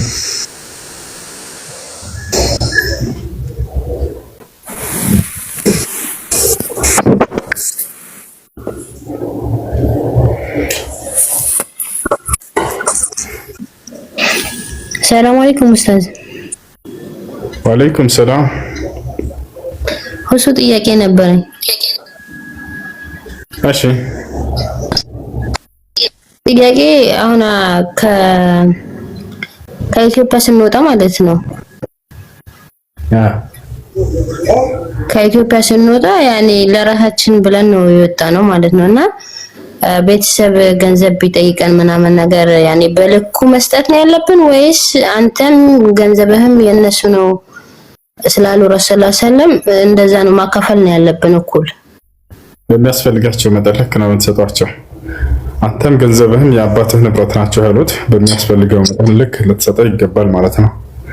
እርሱ ሐዲስ ጃአ ረጁሉን ኢለ ነብይ ሰለላሁ ዐለይሂ ወሰለም አንድ ሰው ወደ ነብዩ ሰለላሁ ዐለይሂ ወሰለም ጋር መጣና እንዲህ ሲል ጠየቃቸው አንተ የአላህ መልእክተኛ ሆይ አባቴ ገንዘብ እንደሰጠው ይጠይቀኛል የመስጠት ግዴታ አለብኝ ወይ ሲላቸው አንተ ወማሉከ ሊአቢክ አሉት። አንተም ገንዘብህም የአባትህ ንብረት ናቸው እኮ አሉት። ከዚህ የምንረዳው ዑለሞች ምንድነው አሉ? يجب على الابن أن يعطي لأبيه بقدر الحاجة ويجوز للأب أن يأخذ من ولد من مال ولده بقدر الحاجة ولو بدون إذنه ولكن لا يجوز للابن أن يأخذ من مال أبيه بغير إذنه አባት የሚያስፈልገውን መጠን ልክ እናት የሚያስፈልጋትን መጠን ልክ ልጆች ሊሰጧቸው ይገባል የሚለውን ነው የሚያስረዳው ሐዲስ እንጂ አንተም ገንዘብህም የአባትህ ንብረት ናቸው ሲሉ እንደፈለገ ማባከን ይችላል፣ ሁሉንም መውሰድ ይችላል ማለት አይደለም። በሚያስፈልጋቸው መጠን ልክ ነው እሺ የሚሰጣቸው። ይሄን እንደዛ ማለት እንደዛ ነው። ግን እንደዚህ አስቀምጡልን ስንላቸው ይሄ የሐቅ ምንም ማለት አይደለም የእናንተ ብር ብናጠፋው የሚለው ሐሳብ ስለሚያመጡ ነው። ስህተት ነው። ሐቅ አለ መቻል የሚያስፈልጋቸው መጠን ልክ ነው ያንን መጠቀም ይችላል። አይ ሴትም ስትሆን ወይስ ወንድም ብቻ ነው የሚመለከት? ሁላቸው። እሺ ዘከላው ኸርስተ ሰላም አለይኩም። ወአለይኩም ሰላም ወራህመቱላሂ ወበረካቱሁ። ወተራ እንትን ነበረ የሆነ ጥያቄ ነበረኝ። ምን የሆነ ጥያቄ? አንድ ክርስቲያን ልጅ ነበርና በጣም ብዙ ክርስቲያን አለ ግን ኢትዮጵያ ላይ አንድ ብቻ አይደለም። ለመስለም ማለቴ መስለም ይፈልጋልና የሆነ እኔ ያን ያህል ዕውቀት የለኝም ያው ለማስለም ያህል ማለት ነው። እና እሱን ለማስለም ፈልጌ ነበረ። ጓደኛሽ ነው? አይ ጎረቤት። እዚህ አንድ ነገር እንድትጠነቀቁ ፈልጌ ነው። እሰልምልሻለሁ ምናምን በቃ ምናምን ብለው እንትን እንዳይሻውራችሁ። ብዙዎች እሰልምልሻለሁ ተብለው እንትን ውስጥ የገቡ ሴቶች ከፍረዋል አብዛኞቹ። ወጣቻው ወንድ የሆነ ነገር ካሰበ ሴት ልጅ በጣም መጥፎ ይሆናል። የሚፈልገውን ከእርሷ እስኪያገኝ ድረስ ዋሽቶ ይቀርባታል። እነዚህ ሰልምልሻለሁ የተባሉ ሴቶች መጀመሪያቸው ላይ በጣም ጠንካራ ነበሩ። ቀስ ብሎ ወደ ገባና የሚፈልገውን ካገኘ በኋላ መሀል ሜዳ ላይ አስቀርቷት ወዴትም እንደማትንቀሳቀስ ካወቀ በኋላ ልጅ አስታቅፋት ሊሆን ይችላል። ወዴትም አትሄድም ይችላል። የዛኔ ወይ ሜዳ ላይ ትወድቂያለሽ ወይንም ደግሞ ከኔ ጋር ትሆኛለሽ፣ እምነትሽን ትቀይራለሽ ናታል። ለህይወቷ ስትል ተገዳ ትገባበታለች። ስለዚህ እንትን መረዳት ፈልጋለሁ ካለ ይዘሽው ነው እዚህ አታናግሪም። ይዘናና እውነትን መረዳት የምትፈልግ ከሆነ ከሙስሊሞች ጋር ለውሰደህ ያስረዳዋል። እነሱ በእሺ ተጠብቃለሁ። እሺ ሰላም አለይኩም ሰላም። ሰላም አለይኩም ሰላም ወራህመቱላሂ ወበረካቱ። ኡስታዝ ጥያቄ ነበረኝ። እሺ ከጋብቻ በፊት ሙስሊም ነኝ። ከጋብቻ በፊት ገላይን ማየት እና እንደፈለገ ጸጉሬን ማየት ምናምን ይችላል እንዴ ወንድ ልጅ? ወአለይኩም ሰላም ወራህመቱላሂ ወበረካቱ። ለገባሽ የፈለገ ሰው ነው? አዎ ላገባሽ እንትን ቀን እስከቆረጥኩ ድረስ እንደፈለኩ ማየት ሰውነት ማየትም ዳር እንትን ጸጉርሽን ማየት ይቻላል አለ። ሊያገባሽ የፈለገ ሰው ፊትሽን ማየት ይችላል። ፊትሽን ማየት ይችላል። ጸጉርን የሚለውን በተመለከተ በዑለሞች መካከል ኺላፍ አለ። ግማሽ ዑለሞች ጸጉሯን በችግር የለውም ብለዋል። ሌሎች ደግሞ አይቻልም፣ ፊቷን ካየ በቂ ነው፣ ስለ ጸጉሯ ስለሌላው የሰውነት ክፍል ትንገረው መናገሯ በቂ ነው ይላል። ስለዚህ እኔ መስላለሽ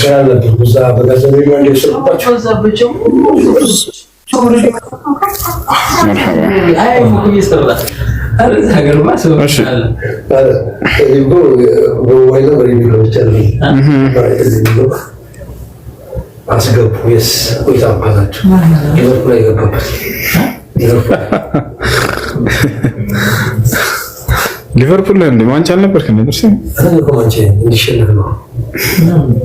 السلام عليكم. كيف حالك يا أخونا الغالي؟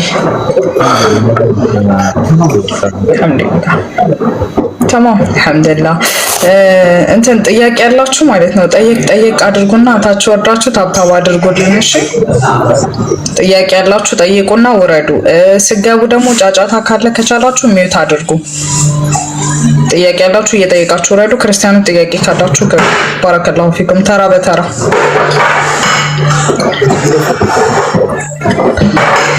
ፋያ ጥያቄ ያለክ ሚውት አድርጊ። ቤዚ ሚውት አድርጊ። ኦኬ አብዱሪ ጥያቄ አለክ? አብዱሪ እሺ አውርዱት በቃ ወደታች። ጥያቄ ከሌለ ወደታች አውርዱ። ምንም አያረግም። ፍቅር ጥያቄ አለሽ? ፍቅር አላህዬ ፍቅር ብሎ መጥራት ሲያስጠላክ ፍቅር እሺ አውርዷት በቃ አስተግፊሩከ ወአቱቡ ኢለይክ። አውርዷት። እሷንም ከሌላችሁ ምንም አያረጉም። ቦስ ጥያቄ አለ? ካሁን የገባከው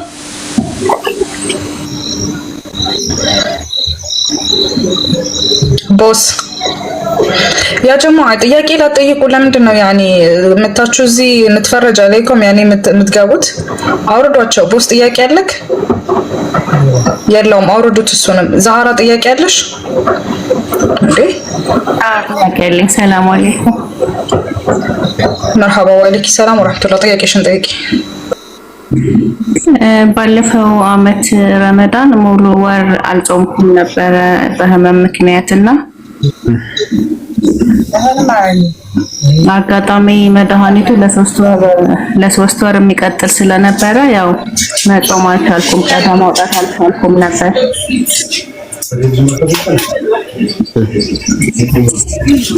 ከዛ በኋላ 4 ቀን መጾም እንደጀመርኩ ምናምን ያው ትንሽ ታመሜ ነበር፣ በእርግዝና ምክንያት ነውና ከ3 ወር በኋላ ድጋሜ ጸነስኩኝ። አሁን የ8 ወር ነፍሰ ጡር ነኝ። ረመዳን ላይ ነው ያው ባላ ፈቃድ እንትን የምለው ማለት ነው። እና ምን ማድረግ አለብኝ?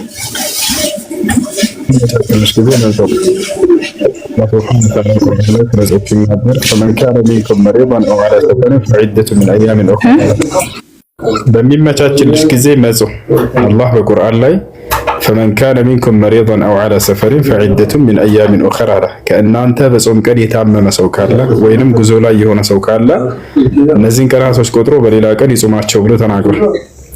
ስለዚህ አንድ ሰው በረመዳን ከታመመ መጾም ካልቻለ ያፈጥሩና በሌላ ጊዜ በሚመቻችለት ጊዜ እነዚያን ቀባ ያወጣቸዋል ማለት ነው። አይ አሁን ቀጣይ ጾም እየደረሰ ነውና እኔ ደግሞ በጣም ታሜ ስለነበር ድጋሚ መጾም ቀዳ ማውጣት አልቻልኩምና ድጋሚ 2ኛ አመት ላልጾም ነው ማለት ነው። አዎ በሚመቻችልሽ ጊዜ ልጅን ከወለድሽ በኋላ እዛኔ ትጾሚያለሽ። አሁን ካልቻልሽ ሁሉንም ማሰበሽ ነው። ኦኬ አይ እሺ ጀዛከል መርሐባ። አረ ጥያቄ ከጠራሽ ወራጅ ቆይ ሜታርክ አቡ ቀጥል። አንተ ቀድመህ ስለገባ ቀጥል አንተ። ወይኔ ድምጽ ሰላም አለይኩም። ሰላም ወራህመቱላህ። ሰላም ነው? አልሐምዱሊላህ። ጥያቄ ነበረኝ። እኔ ከሆነ ሰው ጋር ትንሽ ግጭት ነበረኝ። ያው ብር እኔ ባላወቅኩት መንገድ እሱ ከፍያ ያለው የሚለኝ ነገር ነበር። ግን እኔ አላቅም ውስጡን የማላውቀውን መክፈል ግዴታ ይሆንብኛል? እንዴት ይሆናል? ማለት ተበድሮህ ነው ለአንተ ብሩን? እኔ መንገድ ነበርኩኝ። መንገድ ላይ ያለው ከደላላ ተነጋግሬ ከፍዬ ያለው አላኝ። እኔ የከፈለውን መንገድ አላውቅም፣ ሊያውቅ አልችልም። በልቤ ምንም ነገር ሊያውቅ ማልችል መንገድ አለኝ። የከፈለበትን ማስረጃ ይስጥህና የዛኔ ትከፍላለህ።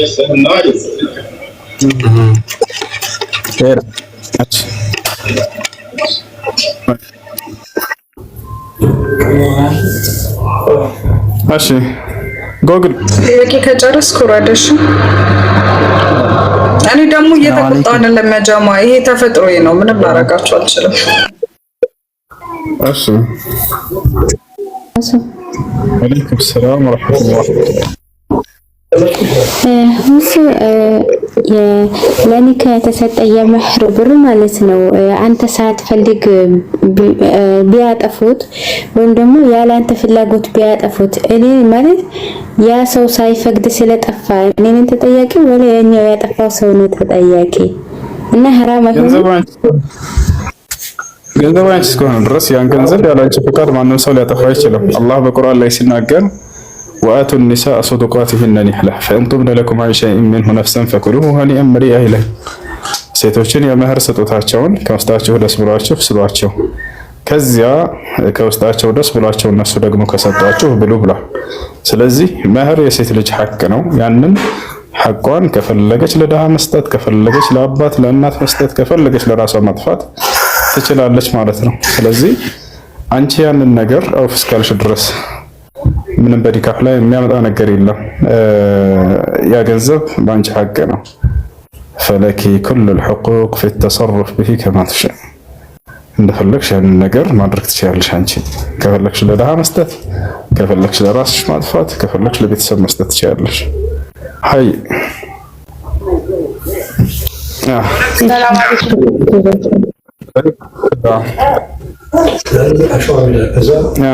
ሰላም አለይኩም። ወአለይኩም ሰላም ወራህመቱላሂ ወበረካቱሁ። አማን ነው። አንድ ጥያቄ ነበረ ይሁሱ እኔ ማለት ነው። እኔ ቤተሰቦቼ ክርስቲያኖች ናቸውና በህይወት የሉም። ለነሱ ዱዓ ማድረግ እንዴት አድርጌ ነው ማደርግላቸው? ዱዓ ማድረግ ስፈልግ በህይወት ያሉትን አላህ ወደ እስላም እንዲመራቸው ዱዓ አድርግላቸው፣ ዳዕዋ አድርግላቸው፣ ምከራቸው። አንዴ ካለፉ ግን አላህ ሱብሓነሁ ወተዓላ እንክደውት ስለነበር ለእነርሱ እስትግፋርም ሆነ ዱዓ ማድረግ አይቻልም፣ አይጠቅማቸውም። ምክንያቱም አላህን ክደውት ሙተዋል። አላህ በቁርአን ላይ ሲናገር ማ ካነ ሊነቢይ ወለዚነ አመኑ ወየስተግፊሩ ሊልሙሽሪኪን ብሏል። ለነቢይም ሆነ እንዲሁም ለእነዚህ ያላመኑት በአላህ ላይ አጋርተውና ክደው ለሞተ ሰው ምህረትን ሊማጸኑ አይገባም ብሎ ተናግሯል። ይሄ ነው። እሺ ቀጣይ ከላይ ዶክተር ገመቹ ሰላም። እሺ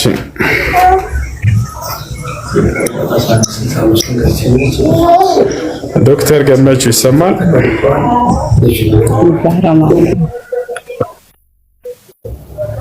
ወአለይኩም ሰላም።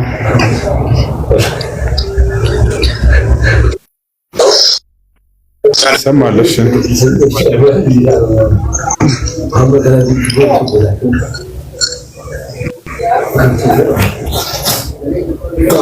ዶክተር ገመቹ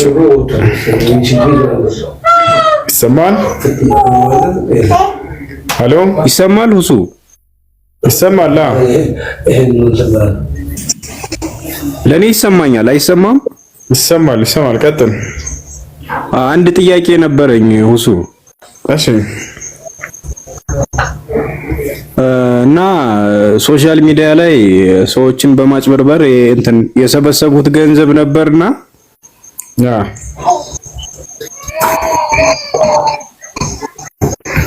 እና እሱ ገንዘብ አሁን እንዴት ነው? አሁን እሱን ገንዘብ ብመልስ እኔ ምንም አይነት ገንዘብ የለኝም። ወደ ውጭ ሀገር መውጣት ይቻላል አይቻልም? በሱ ብር። እሺ በሁለት ነገራቶች ማድረግ ይጠበቅብሃል። አንደኛ ከአላህ ጋር ያለህ ነገር ማስተካከል፣ ሁለተኛ ከሰዎች ጋር ያለህ ነገር ማስተካከል። ከአላህ ጋር ያለህን የምታስተካክለው በተውበት ነው። እርሱ የከለከለህን ነገር ተላልፈሃልና ወደ አላህ ተውበት ማድረግ አለብህ። ሌላኛው ነገር ምንድነው? የሰዎች ሐቅ ነው። እናሱ ይሄን ገንዘብ ለነዚህ ያለ ሰዎች ሐቅ መስጠትና መመለስ አለብህ። አንተ ደግሞ ስራና ከዛ በኋላ ወጣት ነህ። ወደ ውጭ የምትወጣበትን መንገድ በሐላል መንገድ ሰርተህ መሆን አለበት። ነብያችን ሰለላሁ ዐለይሂ ወሰለም ሐዲስ ላይ ሲናገሩ መን ካነት عنده مظلمة لأخيه فليتحلله اليوم قبل أن لا يكون دينار ولا درهم አሉ። ከእናንተ የወንድሙ ሐቅ ያለበት ሰው ካለ ያ ገንዘብ የማይጠቅምበት ቀን የትንሣኤ ቀን ከመምጣቱ በፊት በዚያ ለባለቤቱ ሐቁን መልሱለት ወይም አፍታ ጠይቁት፣ ይቅርታ ጠይቁት ብለዋል። ስለዚህ ለእነዚያ ሰዎች ገንዘባችሁን እናውሰዱ ብለህ ሄደህ መስጠት አለብህ፣ መመለስ አለብህ። ይቷል። እንዲሁም ወደ አላህ Subhanahu Wa Ta'ala ተውበት ማድረግ አለብህ። እርሱ የከለከለውን ነገር ተላልፈሃልና የሰዎችን ገንዘብ አላግባብ መብላት በእስላም ተከልክሏል። አላህ Subhanahu Wa Ta'ala ወላ ተእኩሉ አምዋለኩም በይነኩም ቢልባጢል እያለ ይናገራል። ገንዘባችሁን በመካከላችሁ በባጢል አትብሉ ብሏል። በሐሰት አትብሉ ብሏል። በማጭበርበር አትብሉ ብሏል። አይቻልም። እሺ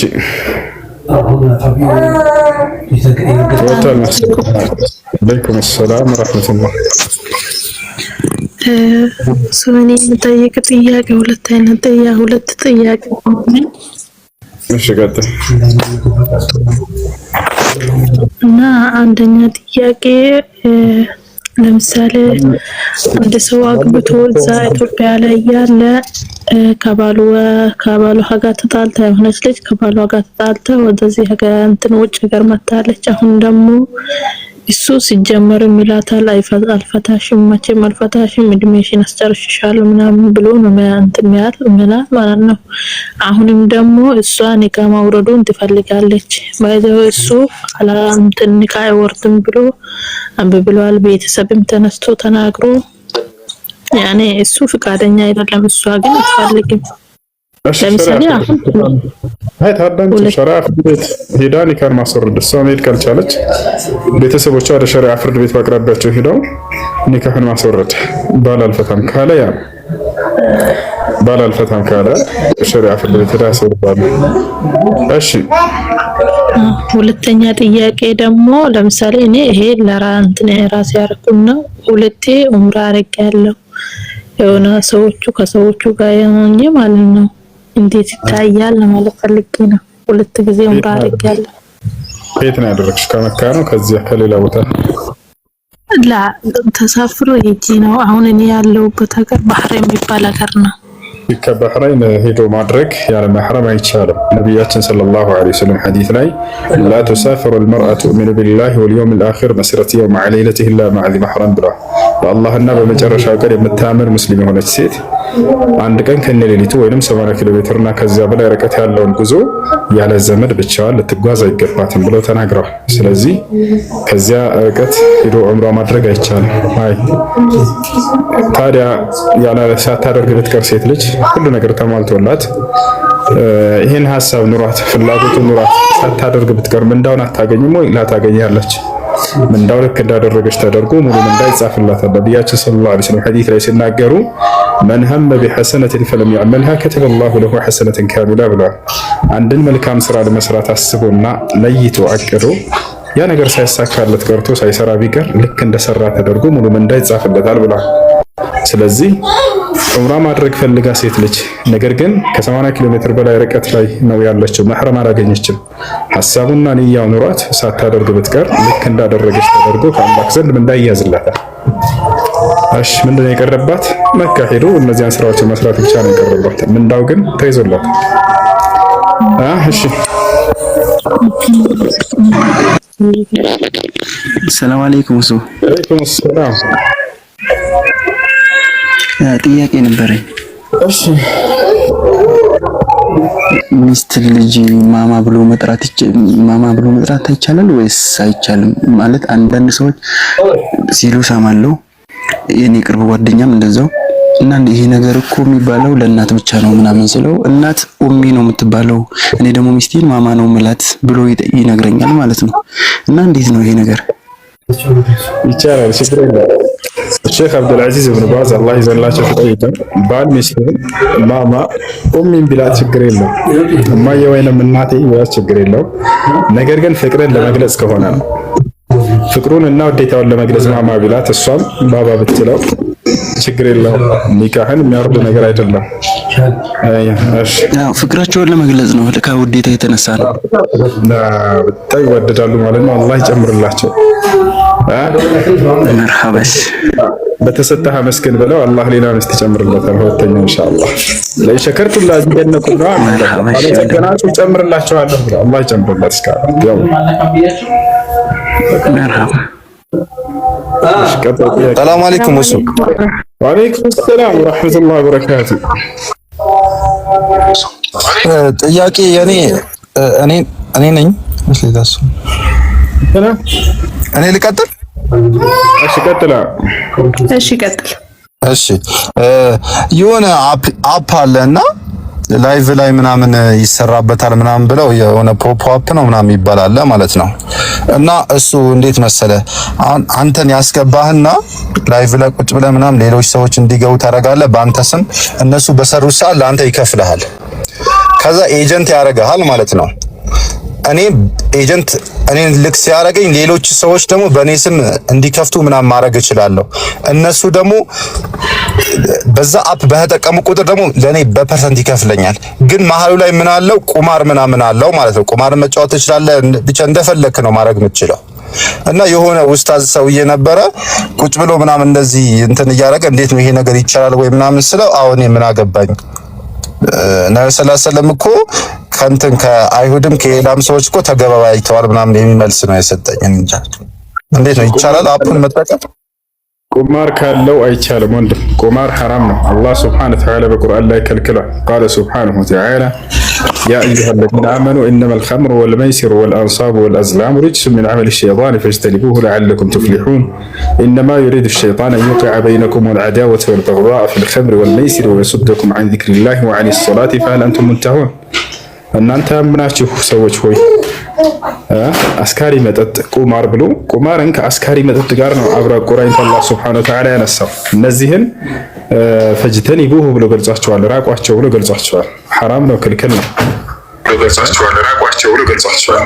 አስካሪ መጠጥን ልክ እንዲሁ ደግሞ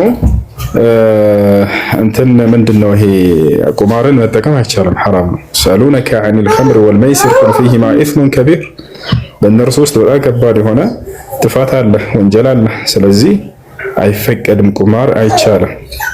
ስለዚህ አይቻልም። ይሄን አፕ ተጠቀሙ። ለሰዎችም ድልድይ አትሁኑ። ሰዎችን ወደ መልካም ያመለከተ አጅር ያገኛል፣ ወደ መጥፎ ያመለከተ ደግሞ እነሱን ኃጢአት ይሸከማል፣ ይይዛል። እሺ ሊየሕሚሉ አውዛረሁም ካሚለተን የውመል ቂያማ ወሚን አውዛሪ አለዚነ ዩድሉነሁም ቢገይሪ ዒልም አላ ሰአ ማ የዚሩን ይላል። ኃጢአታቸውን ሙሉ ተደርጎላቸው የትንሣኤ ቀን ይሸከሟታል። እንዲሁም እነዚያን ያጠመሟቸውንም ሰዎች ኃጢአት ይሸከማሉ አለ። አንተ ወደ ጥፋት እንዲሄዱ ድልድይ ከሆንክ የነሱን ኃጢአት ተካፋይ ትሆናለህ። አንተ ወደ መልካም እንዲሄዱ ድልድይ ከሆንክ አንተ ከነርሱ መልካም ስራ አጅር ታገኛለህ። ወዳሉ ዐለ ኸይር ወተፋዒሊሂ የኩኑ ቀብለ ማመላከት ሰው ልክ እንደ ሰሪዎችም እንደናገኛል። አይ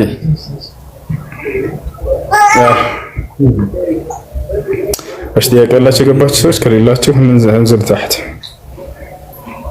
እሺ ሰላም አለይኩም። አለይኩም ሰላም። ጥያቄ ነበር። ምን ይላል ጥያቄው? ባልና ሚስት አሁን ልጆች ኖሮ አንዱ ወይ ባሏ አኺራ ከሄዳ ያቺ የልጇ እናት አግብታ መኖር ትችላለች ወይስ ምን አይነት ሰው ማግባት ትችላለች? ግልጽ አይደለም እህት። አድሚኖች ክርስቲያኖች ከላኩ ቀድማቸው አስገባቸው። ክርስቲያኖች ልከው ነበር፣ ነገር ግን ክርስቲያኖች ታስገባቸው። ክርስቲያኖችንም አስገባቸው። መግባት የሚፈልግ ክርስቲያን ካለ እኔ ክርስቲያን ነኝ ብሎ ይጻፍ። ከሁሉም በፊት ቅድሚያ ይሰጣል። እሺ ጥያቄ ያለ ይቀጥላል። አሰላሙ አለይኩም ወሱ። አለይኩም ሰላም። እንዴት ነህ? ሰላም ነህ? ደህና ነኝ አልሐምዱሊላህ። ጥያቄ አለኝ፣ ሁለት ጥያቄ ማለት ነው። እሺ አንድ ጥያቄ ከመሰራበት ውሻ አለና እሱን ሳጥብ እንደዚህ ሳጥብ አሁን በውሃ ስረጨው ውሃ ይረጨኛል።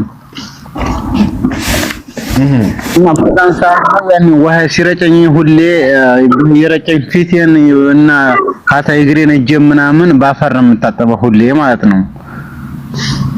ስጠይቅ በጣም ነው እንጂ ሌላ አይነጅሱም ይለኛል። እና ይሄ እንዴት ነው የሚታየው? እሺ ምን ታድርጉት? ማን ጋር እንጫለው? እሺ ከውሻ የሚነጅሱ ነገራቶች አንደኛ ልጋጉ قال النبي صلى الله عليه وسلم إذا ولغ الكلب في إناء أحدكم فاغسلوه 7 أولاهن بالتراب وآخرها بالماء ውሻ የሆነ እቃ ላይ ልጋጉን ወይም ለሐጭም ቢያስነካባችሁ 7 ጊዜ ጠቡት አሉ። የመጀመሪያውን አንዱን በአፈር 6ቱን በውሃ ብለው ተናገሩ። ስለዚህ አንተ ውሻውን በምታጠብ ጊዜ ጥንቃቄ አድርግ። ወይንም ደግሞ ንጹህ ያልሆነ ልብስ ለብሰህ ሊሆን ይችላል። ያንን ከለበስክ ችግር የለውም በኋላ ስለምታወልቀው። ንጹህ የሆነ ልብስ ከሆነ ግን የምታደርገው ጓንት ልበስ። በተቻለ አቅም ልጋጉ ወይንም ለሐጩ ልብስን እንዳይነካህ ተጠንቀቅ። ያ ነው ጥንቃቄ አድርገህ ልጋጉ እስካልነካህ ድረስ ግን የሰውነቱ የፀጉሩ ማለት ነው። ፀጉሩ ምናምን ቀን በዝም ብሎ በምላሱን ዞር አድርጎ በሊነካ ስለሚችል ሰውነቱን ከጥንቃቄ አንፃር ከተረጨበህ ጠበው፣ በውሃ ጠበው። አይ ደግሞ አልጨረስኩም። አንድ ጥያቄ ይቀረኛል። እሺ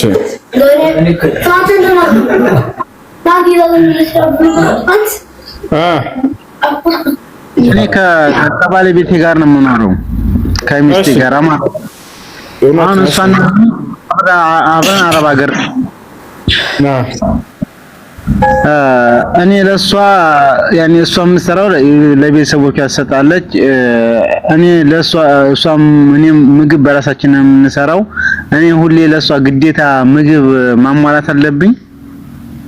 አዎ አግብታታል እኮ አግብታታል። ያገባሃት ባል ላይ ነው ኃላፊነትና ቀለብ ያለበት። جاء رجل إلى النبي صلى الله عليه وسلم وقال يا رسول الله لزوجاتنا علينا حقا فقال له النبي صلى الله عليه وسلم نعم أن تطعمها إذا طعمت تكسوها إذا اكتسيت ولا تضرب الوجه ولا تقبح وألا تهجرها إلا في البيت. عند سو متانا ወደ ነብያችን ሰለላሁ ዐለይሂ ወሰለም ጋር ጠየቃቸው። አንተ የአላህ መልእክተኛ ሆይ ለምን ሚስቶቻችን በእኛ ላይ መብት አላቸው ብሎ ጠየቀ። አዋሉት። ከዚያ መካከል ስትበላ ልታበላት፣ ስትጠጣ ልታጠጣት፣ ስትለብስ ልታለብሳት አሉት። ስለዚህ ማልበስ፣ ማብላት፣ ማጠጣት የግዴታ አንቺ የሚስት አይደለም። አላህ ሱብሓነሁ ወተዓላ በቁርአን ላይ ሲናገር الرجال قوامون على النساء بما فضل الله بعضهم على بعض وبما أنفقوا من أموالهم ይላል። ባሎች የሚስቶቻቸው አስተዳዳሪዎች ናቸው ብሎ ተናግሯል። በሚያደርጉላቸውም የገንዘብ ወጪ አለ። ስለዚህ የገንዘብ ወጪ ማድረግ ያለበት አስቤዛ ማሟላት ያለበት ሁሉ ባል እንጂ ሚስት አይደለችም። አይ ይሄ ነው። ግን የምንኖረው ግን የብቻ ነው። ያኔ እሷም ስራ ቦታ ነው፣ እኔም ስራ ቦታ ነው። የብቻ የምንኖረው ባንዳ የለንም። ፈቃደኛ ሆነህ ነው አይደለ? ነው ወይስ አንተ ፈቃደኛ ሆነህ ነው አይደለ? ሀገሯ ብትኖር ነው የምፈልገው። ግን እሷ ያኔ ቤተሰቦቿን ማገዝ ስለምትፈልግ እዛ ሀገር ነው ያኔ ትኖራለች። ቤተሰቦቿን ማገዝ ስለምትፈልግ ማለት ነው። አንተ ፈቅደህላታል ወይ ወንድም እንድትሰራ? አይ እኔ አልፈቅድም፣ እኔ ማስተዳደር እችላለሁ፣ ቤት ቁጭ በይ ካልካት ችግር የለውም ትችላለህ፣ ሐቅ አለ። ነገር ግን እንድትሰራ ፈቅደህላት ከሆነ የዛኔ አንተ ፈቃድ ምንም በዚያ አንቺ እሷ እዛ ስለሰራች ገንዘቧን ማምጣት አለባት ማለት አይደለም። አንተ ፈቃድ ገንዘቧን ማምጣት ሳይሆን እኔ አልገባህም መሰለኝ ያልኩት እሷ ለብቻዋ ነው የምትሰራው፣ እኔም ለብቻዬ ነው የምሰራው። ግን እኔ ለሷም የሷን ምግብ የምትበላው ምግብ እኔ ገዝቼ ልኬ ማሟላት አለብኝ ወይስ እሷ ራሷ እዛ እየገዛች እሷ እየሰራች እዛው ማሟላት አለባት? እኔ ከስር ነች እኮ ወንድም። ከፈለክ አንተ እና እኔ ጋር እንድትኖር ማስኖር እችላለሁ፣ ማስተዳደር እችላለሁ፣ ቁጭ በይ ማለት መብት አለ፣ ትችላለህ እንድትሰራ። ውጭ ግን ፈቅደህላት ከሆነ ባንተ ፈቃድ እስከሆነ ድረስ ይሄ ነገር አንተ ስለዚህ ምንድነው የምታደርገው? የማሟላት ግዴታ አለብህ ወጪዋን ማለት ነው። የማሟላት ግዴታ አለብህ ወጪዋን። አንተ አግብተሃልና ኒካህ አለና ኒካህ እስካለ ድረስ የማስተዳደር ሐቅ አለብህ። አንተ ያለው ኢትዮጵያ ቢሆን እሷ ማዳጋስካር ብትሆን፣ ይቅርታ አሜሪካ ብትሆን እሷ አንተ የላክ ገንዘብ ማስተዳደር አለብህ ሰርተህ ምናምን ኢትዮጵያ ላይ ማለት ነው። ሹክራን፣ አመሰግናለሁ። ጀዛከላህ ኸይር። መርሐባ ወያክ። ሰላም አለይኩም። ሰላም አለይኩም። ወአለይኩም ሰላም። ጥያቄ ነበረኝ። እሺ ምን ይላል? በዑመር ኢብኑ ኸጣብ ጊዜ መስጂድ አልአቅሳ በሳቸው ጊዜ ሲከፈት ማለት ሁኔታው እንትን ምንድነው በአህለል ኺጣቦች ላይ የተገለጸ ነገር አለ እንዴ? የሚጠብቁት ነገር ነበረ፣ ምልክት እንደዚህ አይነት ነገር ይመጣል ብለው ሲጠብቁ ነበረ እና ያ የተጠበቀ ነገር አለ። እንደሱ ነው። መስጂድ አል-አቅሳን ልክ እንዲሁ ደግሞ ሮማውያኖችን ድል የሚያደርግባቸው የመጨረሻው ዘመን ነብይና ተከታዮቹ እንደሆነ መጽሐፍ ቅዱሳቸው ላይ ተጽፏል። ምንም እንኳን ቢበረዝትም ትንቢተ ዳንኤል ላይ ይገኛል። እስካሁን ድረስ ትንቢተ ዳንኤል ላይ ይገኛል። እዚያ ላይ ተገልጿል። ለዘመናትም የሸመገለው ወይንም ለዘመናትም የቆየው መጣ ተብሎ የተገለጸው በደንብ ካስተዋሉ ሰዎች ለዘመናት ሲጠበቅ የነበረው ሁሉ ላይ ድል የሚያደርገው እርሱም የሰው ልጅ የሚመስል ይመጣል ተብሎ ተገልጿል። ነብዩ ሰለላሁ ዐለይሂ ወሰለም ናቸው። ምንም እንኳን ለኢየሱስ ክርስቶስ ቢያደርጉትም ለዘመናት የቆየው ማለት የተፈለገበት ከሁሉ ዘመን ከሁሉ ነብያት ዘመን መጨረሻ ላይ የሚላከው ነው ማለት ነው። የሚገርማቸው በሁሉም በምድር ላይ ከሚገኙ ነገስታቶች ላይ ሁሉ ድል የነሳባቸዋል ተብሎ ተገልጿል። ያ አካል ማን ነው? አይሁዳዊ ማን ነው? ሮማውያኖችን ከማንም በላይ ነን ብለው ሲጨቁኑ የነበሩ ድል ያደረገባቸው መጥቶ የማን ግዛት ነው? የነብዩ ሰለላሁ ዐለይሂ ወሰለም ግዛት። ይሄን አላህ በቁርአን ላይ አሊፍ ላም ሚም ጉሊበት ሩም ፊ አድና አልአርድ ወሁም ሚን ባዕድ ገለቢሂም ሰየግሊቡነ ፊ ቢድዕ ሲኒን ሊላሂ አልአምሩ ሚን ቀብል ወሚን ባዕድ ወየውመኢዝ የፍረሑ አልሙእሚኑን። ጭራሽ ነብዩ መሐመድ እያለ ነው። አዎ ይህን በተግባር አላያችሁም እንዴ? ማን ነው? ሮማውያኖች ኢየሱስ ክርስቶስን አዛ አድርገውታል እኮ አላየም? ለመጽሐፍህ ላይ ሮማውያኖች ኢየሱስ ክርስቶስን በነበረበት ጊዜ ኢየሩሳሌምን ሲገዟትና ሲቀጠቅጧት የነበሩ እነርሱ ነበርኩ። ማን ነው? ከነዚህ ከፍልስጤን ሀገር ከሶሪያ ሀገር ከነ ኤፌሶን ከነ ቱርክ ከምናምን ጥርግርግ አድርጎ ሮማውያኖችን ወደ ሀገራቸው እዛው ሮማ ላይ እየሰደደልህ ማን ነው? የኛ ነብይና ሰሃቦቻቸው እኮ ናቸው። ክርስቶስን መጥተው የተበቀሉለት እኮ እነርሱ ናቸው። ክርስቶስን እና ሐዋርያቶችን አዛ ሲያደርጉ የነበሩት ማን ናቸው? ሮማውያኖች እንዴ! እነሱ እኮ ናቸው። በግዛታቸው ስር ነበሩ። ከዚያ ጥርግርግ አድርገው ያስወጣቸው የኛ ነብይ ናቸው። ይወታል። በኮንስታንቲኒያ ላይ ምናምን ሮማውያኖች ነበሩ የሚመሩት። ኮንስታንቲኒያንም እናንተ ድል ታደርጉባታላችሁ ብለው ነብያችን ሰለላሁ ዐለይሂ ወሰለም ትንቢት ነገራቸው ለሰሃቦች። እንዳሉትም ተፈጸመ። አሁን ኮንስታንቲኒያ ላይ ከዚያ ከነብዩ ሰለላሁ ዐለይሂ ወሰለም ትንቢት በኋላ እስካሁን ድረስ በሙስሊሞች እጅ ትገኛለች።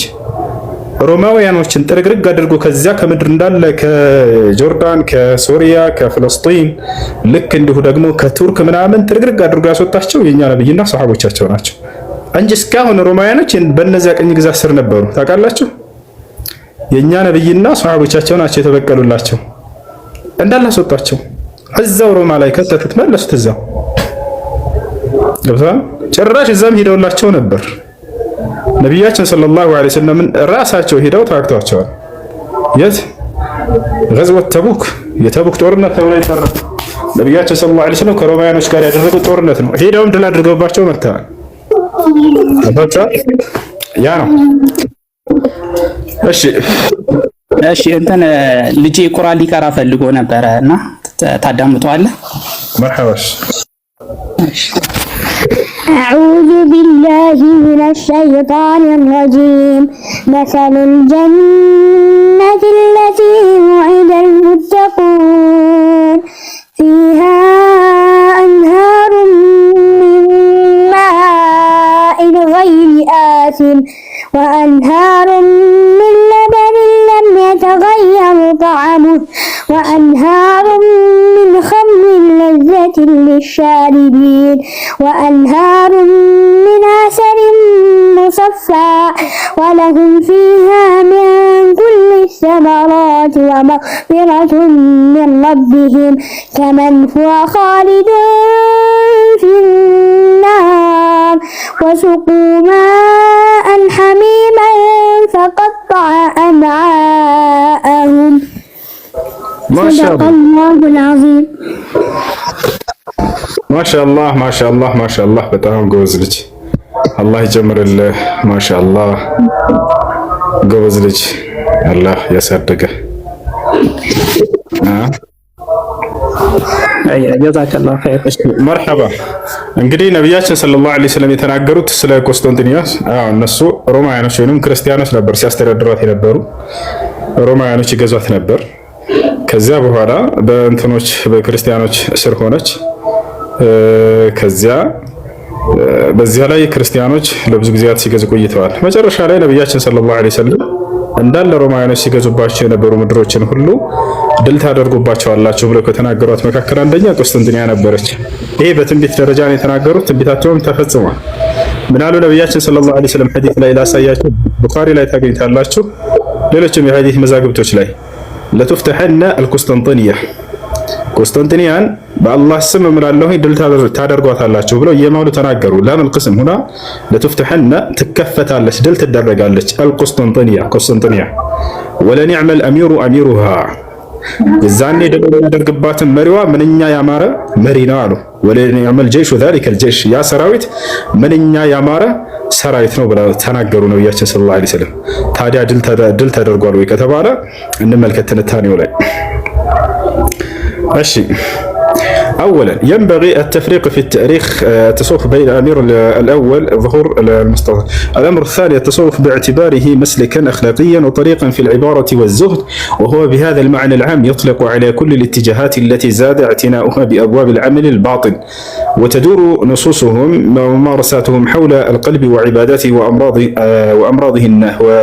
وأمراضه والنفس وتزكيتها وعيوبها مع المبالغة في الزهد والتعبد وقطع الاشتغال بالدنيا طلبا لتصفية النفس ومعرفة الحق من طريق التقوى والعمل والعرفان. وهذه الاتجاهات ظهرت بداية الشيء ودا عند تدرجة عندنا الملكات الشيء عندي هنا والصواب قال شيخ الإسلام ابن تيمية والصواب للمسلم أن يعلم أن خير الكلام كلام الله خير الهدي الشيء عندي لتفتحن መርጠኸው ታመልከዋለህ እንጂ እሱ መርጦ አይደለም የምታመልከው። ገብቷል? እንደዛ ከሆነ እኮ ሌላው ሰው ሲኦል ቢገባ ያልተመረጡ ሰዎች ሲኦል መግባት የለባቸውም። ስላልመረጥከን ነው ክርስቲያን ያልሆኑ ነው ማለት ይችላሉ ማለት ነው። እና ይሰማል ወይስ ፍሮዙኛለሁ? ትሰማለህ? ግን እኔ ለእሱ አይደለም ያመጣሁት። አልመረጣቸውም። ለእሱ ከሆነ ከዚህ ይሻል ያለ በጣም ጠንከር ያለ የካልቪኒስቶችን ጥቅስ ማምጣት ይቻላል። እኔ ግን እያልኩ ያለሁት እዛ ጋር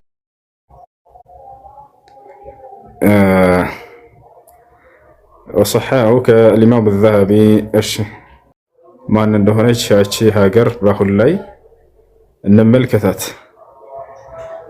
አሁን ላይ ማን ትባላለች?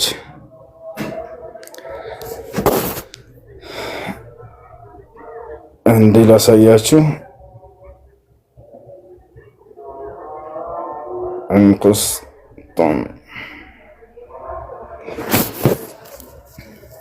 هي السنة اللي اسطنبول ነች። الحالية في تركيا በቱርክ ላይ የምትገኘው ዋና ከተማዋ አሁን ኢስታንቡል ተብላ ትጠራለች። ቆስጠንጥንያ በማን ቁጥጥር ስር ናች? አሁን በሙስሊሞች። ይሄ እንደ ትንቢት ማን የተናገረው? ነብያችን ሰለላሁ ዐለይሂ ወሰለም። የዛኔ በማን ስር ትተዳደር ነበር? ኤፌሶን የምትባል ሀገር አለች። ማን ይጋ አንጾኪያ አንጾኪያ የት እንደሆነ ታውቃላችሁ? ቆስጠንጥንያ አሁን በማን እጅ ነች? በሙስሊሞች እጅ ነች። አንጣኪያ የት የምትገኝ ሀገር ነች? ማሂያ አንጣኪያ በአረበኛ አንጣኪያ ትባላለች። በአማርኛ መጽሐፍ ቅዱስ ላይ አንጾኪያ ብሎ ይጠራታል። አንጾኪያ هي مدينة قديمة حاليا في جنوب تركيا በደቡብ ቱርክ ላይ የምትገኝ ሀገር ነች። ነገር ግን እስካሁን ድረስ በማን ቁጥጥር ስር ውለዋል? እነዚህ ሁሉ ሙስሊሞች ድል አድርገውባቸዋል። እንዳጠቃላይ ነቢያችን ሰለላሁ ዐለይሂ ወሰለም ትንቢቱን እየማሉ ነበር የተናገሩት። በአላህ ስም እምላለሁኝ ቆስጠንጥንያን ድል ታደርጋላችሁ አሉ። እንዳሉትም እስካሁን ድረስ በሙስሊሞች ቁጥጥር ስር ትገኛለች። እሺ፣ ለማንኛውም ነቢያችን ሰለላሁ ዐለይሂ ወሰለም ትንቢት ተናግረው ከተፈጸሙ መካከል አንደኛ እሱ ነው። ሌላ ግብጽ በክርስቲያኖች ቁጥጥር ስር ነበረች። ግብጽ በክርስቲያኖች ቁጥጥር ስር ነበረች። ነቢያችን ሰለላሁ ዐለይሂ ወሰለም ቃል በቃል ምናሉ ግብጽንም ድል ታደርጓታላችሁ ብለው ትንቢት ነገሯቸው። እንዳለ እነዚህ ሁሉ ነቢያችን ሰለላሁ ዐለይሂ ወሰለም ካለፉ በኋላ ትንቢቶቹ ተፈጸሙ። ግብጽንም ሄደው ሙስሊሞች ድል አደረጓት። ማን ነው ድል ያደረጋት? ሱሐባ ዐምር ብን አልዓስ የተባለው ሱሐባ ሙስሊሞች ከመካ ወደ ኢትዮጵያ ስደት ባደረጉ ጊዜ የዛኔ የነቢያችን ሰለላሁ ዐለይሂ ወሰለም ሰሐቦች ሰላይ ሆኖ የተላከው ነበር። ከዚያ እስልምናን ተቀበለ በኢትዮጵያ ምድር ላይ። ከዚያ ተመልሶ የነብዩ ሰለላሁ ዐለይሂ ወሰለም ሱሐባ ሆነ። ከዚያ ግብፅን ሄዶ ድል አደረጋት። በሙስሊሞች ቁጥጥር ስር ሆነች። ትንቢትን ማን ተናግረው? ነብያችን ሰለላሁ ዐለይሂ ወሰለም። አንድ ነብይ የነብይነቱ ማረጋገጫ ምን መሰላችሁ? ትንቢት ይናገራል። ያ ትንቢቱ በተናገረት መሰረት ይፈጸማል። ያ ካልተፈጸመ ግን ሐሰተኛ ያደርገዋል። ትንቢትን ከአምላክ ዘንድ ተነግሮት ያ ትንቢት መፈጸሙ የነብይነቱ ማረጋገጫ አንደኛው ነው። እሺ ጥያቄ ያለ ይቀጥል። እሺ ሰላም አለይኩም። የሚረብሽ ድምፅ አለ። ይቅርታ ወንድም